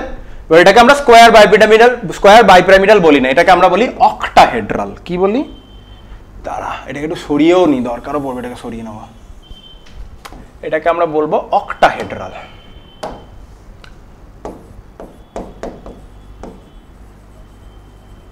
এখানে সমস্ত বন্ড অ্যাঙ্গেল 90 ডিগ্রি। সমস্ত বন্ড অ্যাঙ্গেল 90 ডিগ্রি কেন? কারণ যদি আমরা একটা বর্গাকার নিই, একটা বর্গক্ষেত্রে যদি কর্ণগুলোকে নিই, এই কর্ণগুলোর মাঝের অ্যাঙ্গেল কত হয়? 90 ডিগ্রি করে হয়। এখানে তো তাই, এই যে এ বি এ মানে তো এই অ্যাঙ্গেলটা, এইখানে বি আছে, এখানে বি আছে, এখানে সেন্ট্রাল অ্যাটম এ আছে, এখানে সেন্ট্রাল অ্যাটম এ আছে, তাহলে এই যে বি এ বি অ্যাঙ্গেলগুলো সব কত করে? এই অ্যাঙ্গেলগুলো সব 90 ডিগ্রি 90 ডিগ্রি 90 ডিগ্রি, কোনো যায় আসছে না। এবং উপরেরটা তো অ্যাক্সিয়াল উপরে রয়েছে, সে তো বাকি অ্যাঙ্গেল বাকিগুলোর সাথে 90 ডিগ্রি বন্ড করবে, মানে এর রেসপেক্টে যেটা এইভাবে স্ক্রিন থেকে সামনে বেরিয়ে আসছে, তাই না? স্ক্রিন থেকে পেনটা বেরিয়ে আসছে, তো বাকি বন্ডগুলোর সাথে 90 ডিগ্রি করবে, তো সেই বিষয়ে তো আমার বলার কিছু নেই। এবার এখান থেকে যে রিপ্লেসমেন্ট করব, তুই বলবি তাহলে এখানেও তো তাহলে সেই অ্যাক্সিয়াল ইকুইটোরিয়াল ব্যাপার আসছে। অ্যাক্সিয়াল ইকুইটোরিয়াল এখানে ব্যাপার ভাবতেই হবে না, কারণ তুই যা ইচ্ছা রিপ্লেস কর না কেন, তুই স্কোয়ার বেস থেকে রিপ্লেস করে বন্ড পেয়ার বসা বা অ্যাক্সিয়ালে যে দুটো আছে সেখান থেকে রিপ্লেস করে বসা, প্রতি ক্ষেত্রে একই জিওমেট্রি আসবে। কিভাবে আসবে? ওই জন্যই তো মলিকুলার মডেলটা আমার দরকার, তাই না? ওই জন্যই আমার মলিকুলার মডেলটা দরকার। তো সেটাই আমি দেখাই কি হচ্ছে, কেন আমি যে কোনোটা আমি অ্যাক্সিয়াল থেকে রিপ্লেস করলেও যা আসবে, ইকুয়েটোরিয়াল থেকে রিপ্লেস করলেও আমার সেম ঘটনাই ঘটবে। কেন বলছি? 2D তে আমার তোকে তো এরকম করে ভাবানো আমার পক্ষে সম্ভব হবে না, তাই আমার এই মলিকুলার মডেলটা আমি সেটাকে একটু রেডি করে নিই, এই AB6 এর জন্য রেডি করে নিই, ঠিক আছে? দাঁড়া, অ্যাটমগুলোকে লাগিয়ে নিই, হয়ে এসছে, আর দুটো লাগবে।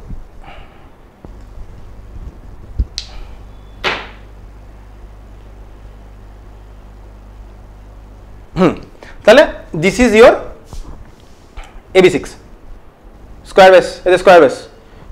এটাকে যদি সরিয়ে নিই আর এটাকে যদি সরিয়ে নিই, তাহলে this is your square base, ঠিক আছে? এই হচ্ছে তো স্কোয়ার বেস, ঠিক আছে? এটা হচ্ছে স্কোয়ার বেসটা। স্কোয়ার বেসে এখানে একটা জুড়বে সামনে, স্কোয়ার বেসে আরেকটা নিচে জুড়লো, ঠিক আছে? তাহলে এই হলো ব্যাপার। তাহলে আমার স্কোয়ার বেস, হাতের তালুতে আমার 4টে অ্যাটম আছে, হাতের তালুতে 4টে অ্যাটম আছে, তাহলে স্কোয়ার বেস এবং উপরে এবং নিচে, তাহলে উপর থেকে পিরামিড, নিচ থেকে পিরামিড, এটাকে আমরা অক্টাহেড্রাল বলি। এবার আমি রিপ্লেস করবো, তোর কথা হবে অ্যাক্সিয়াল থেকে যাবে, ইকুইটোরিয়াল থেকে যাবে, আমি বলছি যা ইচ্ছা কর, একই শেপ আসবে। আমি আগে জেনারেল একটা ড্র করে নিই, এখানে দেখিয়ে নিই, তারপরে যাই একই আসবে। কেন বলছি দেখ, এতে বেশি নেই, সব থেকে বড়টা ওই ইয়েটাই ছিল, ওই স্টেটিক নাম্বার কি ওই 5টাই, স্টেটিক নাম্বার 5টাই আমাদের সব থেকে বড় ছিল, তো এই নিয়ে চাপ নেই। এবার দেখি, দাঁড়া 1 সেকেন্ড, ফোন এসেছিল, আমি একবার চেক করে নিই।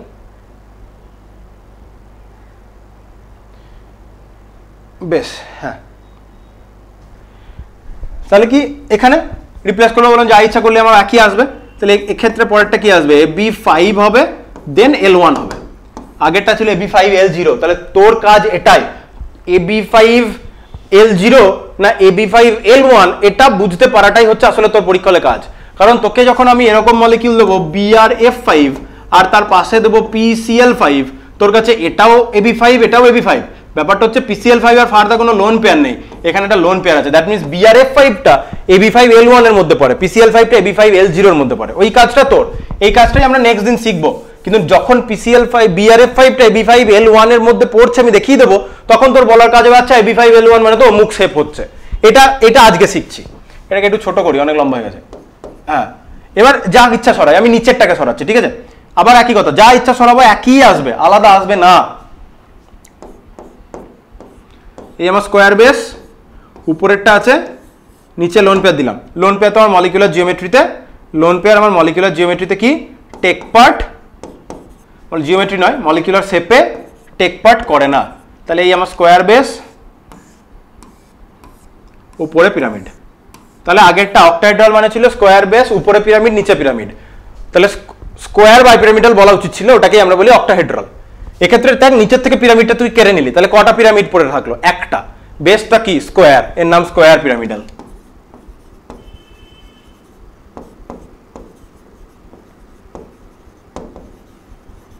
ঠিক আছে, এটাকে আমরা বলবো স্কোয়ার পিরামিডাল। এবার আমি বলি অ্যাক্সিয়াল বা ইকুইটোরিয়াল তুই যেখান থেকে সরা না কেন একই আসবে। এই হচ্ছে স্কোয়ার বেস, দেখতে পাচ্ছিস 4টে অ্যাটম, এবং উপরে এবং নিচে এরকম করে ক্রস করে দেখালে ভালো দেখা যাচ্ছে, স্কোয়ার বেস এবং উপরে অ্যাটম নিচে অ্যাটম।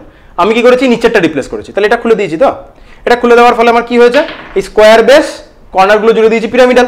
এবার তুই বলবি যে স্যার আপনি তাহলে ইকুয়েটোরিয়াল থেকে সরিয়ে বলছেন যে একই আসবে, সেটা সরিয়ে আমাকে দেখান তো একই আসবে।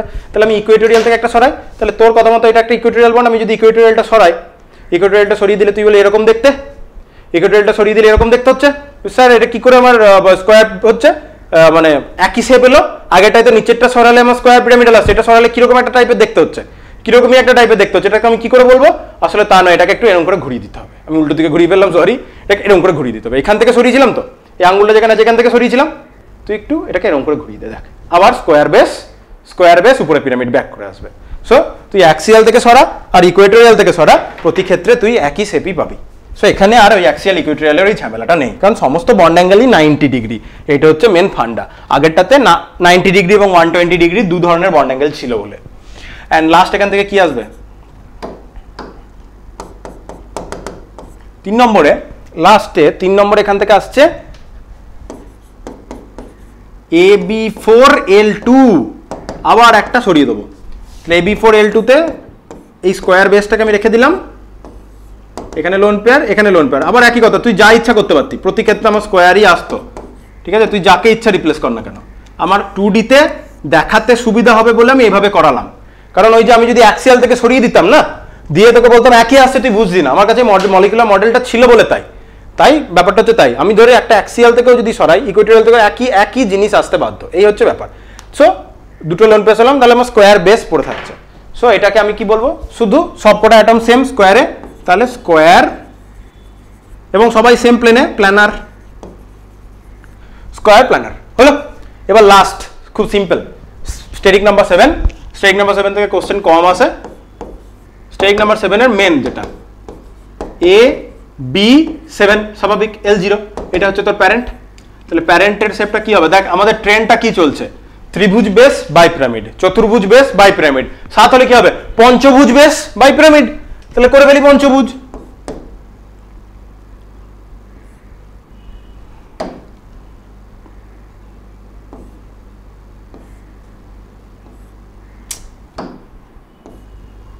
অ্যাঙ্গেলগুলো একটু ঠিক করে করতে হবে।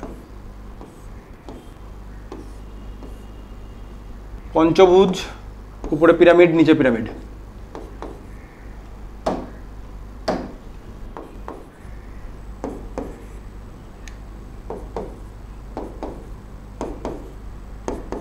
এইটার আমার কাছে মলিকুলার মডেল নেই, এটা একটু আগেরটার মতো করে ভেবে নিতে হবে। তাহলে এই তোর পঞ্চভুজ, উপর থেকে পিরামিড, উপর থেকে পিরামিড এবং নিচ থেকে একটা পিরামিড। তাহলে এটা হচ্ছে পেন্টাগোনাল বাই পিরামিডাল।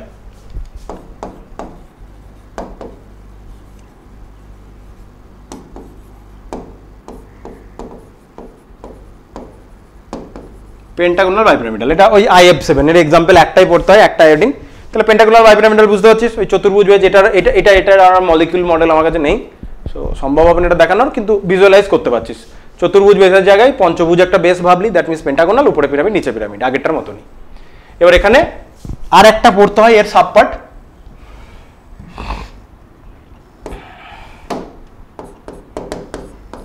AB6L1, হ্যাঁ এটা স্টার, এটা জেননের একটা কম্পাউন্ড আছে।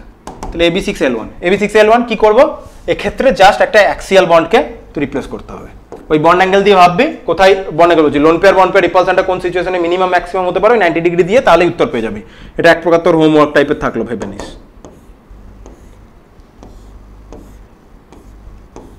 এরকম টাইপেরই হচ্ছে।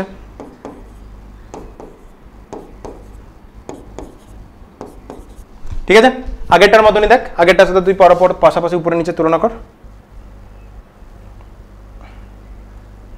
দুটোকে তুই যদি তুলনা করিস, এইটাতে এই অ্যাক্সিয়ালটাতে আমি লোন পেয়ারটা দিয়ে দিয়েছি। ঠিক আছে, লোন পেয়ারটা তো আমার আবার সেই মলিকুলার শেপে কোনো ইনক্লুডেড থাকে না, লোন পেয়ারটা তো আমার আবার সেই মলিকুলার শেপে ইনক্লুডেড থাকে না। তাহলে লোন পেয়ারটা বাদ দিয়ে আমি যদি টোটাল শেপটা ড্র করি, দেখতে পাচ্ছিস কি হচ্ছে, এটা কার সাথে ম্যাচ করছে, লোন পেয়ারটাকে তুই যদি ছাড়া ভাবিস অক্টাহেড্রালের মতো লাগছে, রাইট? অক্টাহেড্রালের মতো শুধু ভাবলে হবে না, এখানে একটা গন্ডগোল আছে। সেই গন্ডগোলটা কি, এই লোন পেয়ারটা এই বন্ড পেয়ারগুলোর সাথে এইখানে একটা রিপালশন করবে। তা লোন পেয়ারটা এই বন্ড পেয়ারটার সাথে অক্টাহেড্রালে কি ছিল, অক্টাহেড্রালে এই যে বন্ড অ্যাঙ্গেলটা কত ছিল, স্কোয়ার বেসটা যেটা ছিল সেখানে বন্ড অ্যাঙ্গেলটা কত, স্কোয়ার বেসটা যেটা সেখানে বন্ড অ্যাঙ্গেলটা কত 90 ডিগ্রি, তাই না?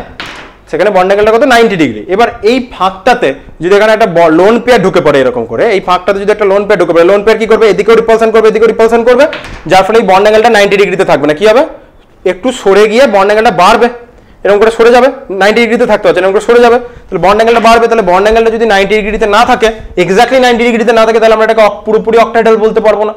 সেক্ষেত্রে এটাকে আমাকে বলতে হবে ডিস্টর্টেড অক্টাহেড্রাল।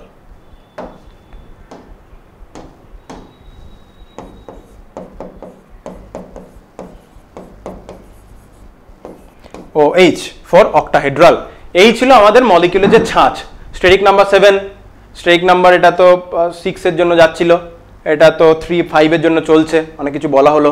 তারপরে steric number 4, steric number 3 and 2, তাহলে 2 থেকে স্টার্ট হচ্ছে 7 এ গিয়ে শেষ হচ্ছে। প্রত্যেকে প্যারেন্ট জিওমেট্রিটা করে নিলে সেখান থেকে বাকি জিওমেট্রিগুলো অটোমেটিক ডিরাইভ করা হয়ে যাবে। টোটাল 13, 14টা আলাদা আলাদা আছে। জিওমেট্রি বলা ভুল, তো একটা কথা আমি বলে নিই একবার, সেটা হচ্ছে মলিকিউলার জিওমেট্রি মানে হচ্ছে সেখানে loan pair bond pair included, bond pair তো থাকছেই, লোন পেয়ার ইনক্লুডেড জিওমেট্রি বলা মানে। শেপ যখন বলছি তখন শুধু বন্ড পেয়ার, লোন পেয়ার থাকবে না, লোন পেয়ার এক্সক্লুডেড। শেপ মানে লোন পেয়ার থাকবে না, জিওমেট্রি মানে লোন পেয়ার থাকবে। তাই তোকে পরীক্ষাতে শেপ জানতে চাইবে, জিওমেট্রি নয়। কি জানতে চাইবে, শেপ জানতে চাইবে। তুই কখনোই লোন পেয়ারকে ইনক্লুড করবি না, লোন পেয়ারকে ছাড়া বলবি, লোন পেয়ার বন্ড পেয়ার হিসাব করবি, দিয়ে লোন পেয়ার ছাড়া বাকিটা বলবি, যেভাবে আমি শেপগুলো প্রতি ক্ষেত্রে করলাম। এই হচ্ছে ব্যাপার। তাহলে এই ছিল আমার বেসিক্যালি ভিএসইপিআর এর যে ছাঁচটা। পরের দিন আমরা এখান থেকে বিভিন্ন যে মলিকিউলগুলো বললাম প্রতিটা মলিকিউলের শেপ করার আমরা চেষ্টা করব। আর যে মলিকিউলগুলো বলছিলাম আমি তো ইংলিশে নামগুলো লিখলাম, এবার বাংলাতে নামগুলো একবার বলে দিই দাঁড়া। তাহলে চতুস্তলকীয় পিরামিডীয় হিসাব পর্যন্ত বলেছিলাম। ট্রাইগোনাল বাইপিরামিডালকে বলবো ত্রিকোণীয় দ্বিপিরামিডীয়। সি সকেল বলেছে বিকৃত চতুস্তলকীয়, ঠিক আছে, সি সকে বলেছে বিকৃত চতুস্তলক। টি শেপ তো টি শেপ, লিনিয়ার লিনিয়ার। অক্টাহেড্রালের বাংলা হচ্ছে অষ্টতলকীয়। স্কোয়ার পিরামিডাল হচ্ছে বর্গ পিরামিডীয়। স্কোয়ার প্ল্যানার হচ্ছে বর্গ সমতলীয়। এই হচ্ছে ব্যাপার। আর একটা পেজ থাকার কথা, এই যে এখানে AB7 এ একটাই বলেছে পেন্টাগোনাল বাইপিরামিডাল পঞ্চকোণীয় দ্বিপিরামিডীয়। এরপরে যেটা আরেকটা বললাম ডিস্টর্টেড অক্টাহেড্রাল, ওটা এখানে বলেনি, ওটা মলিকিউল করতে গিয়ে দেখতে পাবি, ঠিক আছে। এছাড়াও আরো এক ধরনের আছে XCF5-, ওখানে আবার ওটা পেন্টাগোনাল প্ল্যানার হয়ে যাবে, WBJ এরই কোশ্চেন। তো আরো কিছু ধীরে ধীরে আমরা প্রিভিয়াস ইয়ারের কোশ্চেন করতে করতে দেখতে পাবো। তাহলে এই ছিল ভিএসইপিআর এর মেন ফান্ডাটা। পরের দিন আমরা মলিকিউল ধরবো, দিয়ে বলবো দেখ এই জেনারেল স্ট্রাকচারটা আসছে, মানে ওই AB আর L এই টার্মে আসবে, যেই ওই টার্মটা বলে ফেলতে পারবো সেখান থেকে তোকে সাথে সাথে বলে দিতে হবে ওই পার্টিকুলার শেপটার জন্য বা ওই ছাঁচটার জন্য বা ওই সংকেতটার জন্য কি শেপ হয়। এটা নেক্সট দিনের কাজ, এটা হচ্ছে মেন কাজ। সো আজকে মেন কাজটা হলো, পরের দিন জাস্ট এটা অ্যাপ্লিকেশন করবো এই জিনিসটা। আশা করি বুঝতে পেরেছিস। পরের দিন আমাদের মলিকিউল নিয়ে আলোচনা করতে হবে, ঠিক আছে। তাহলে আজকে এতটাই থাকলো, পরের দিন দেখা হচ্ছে।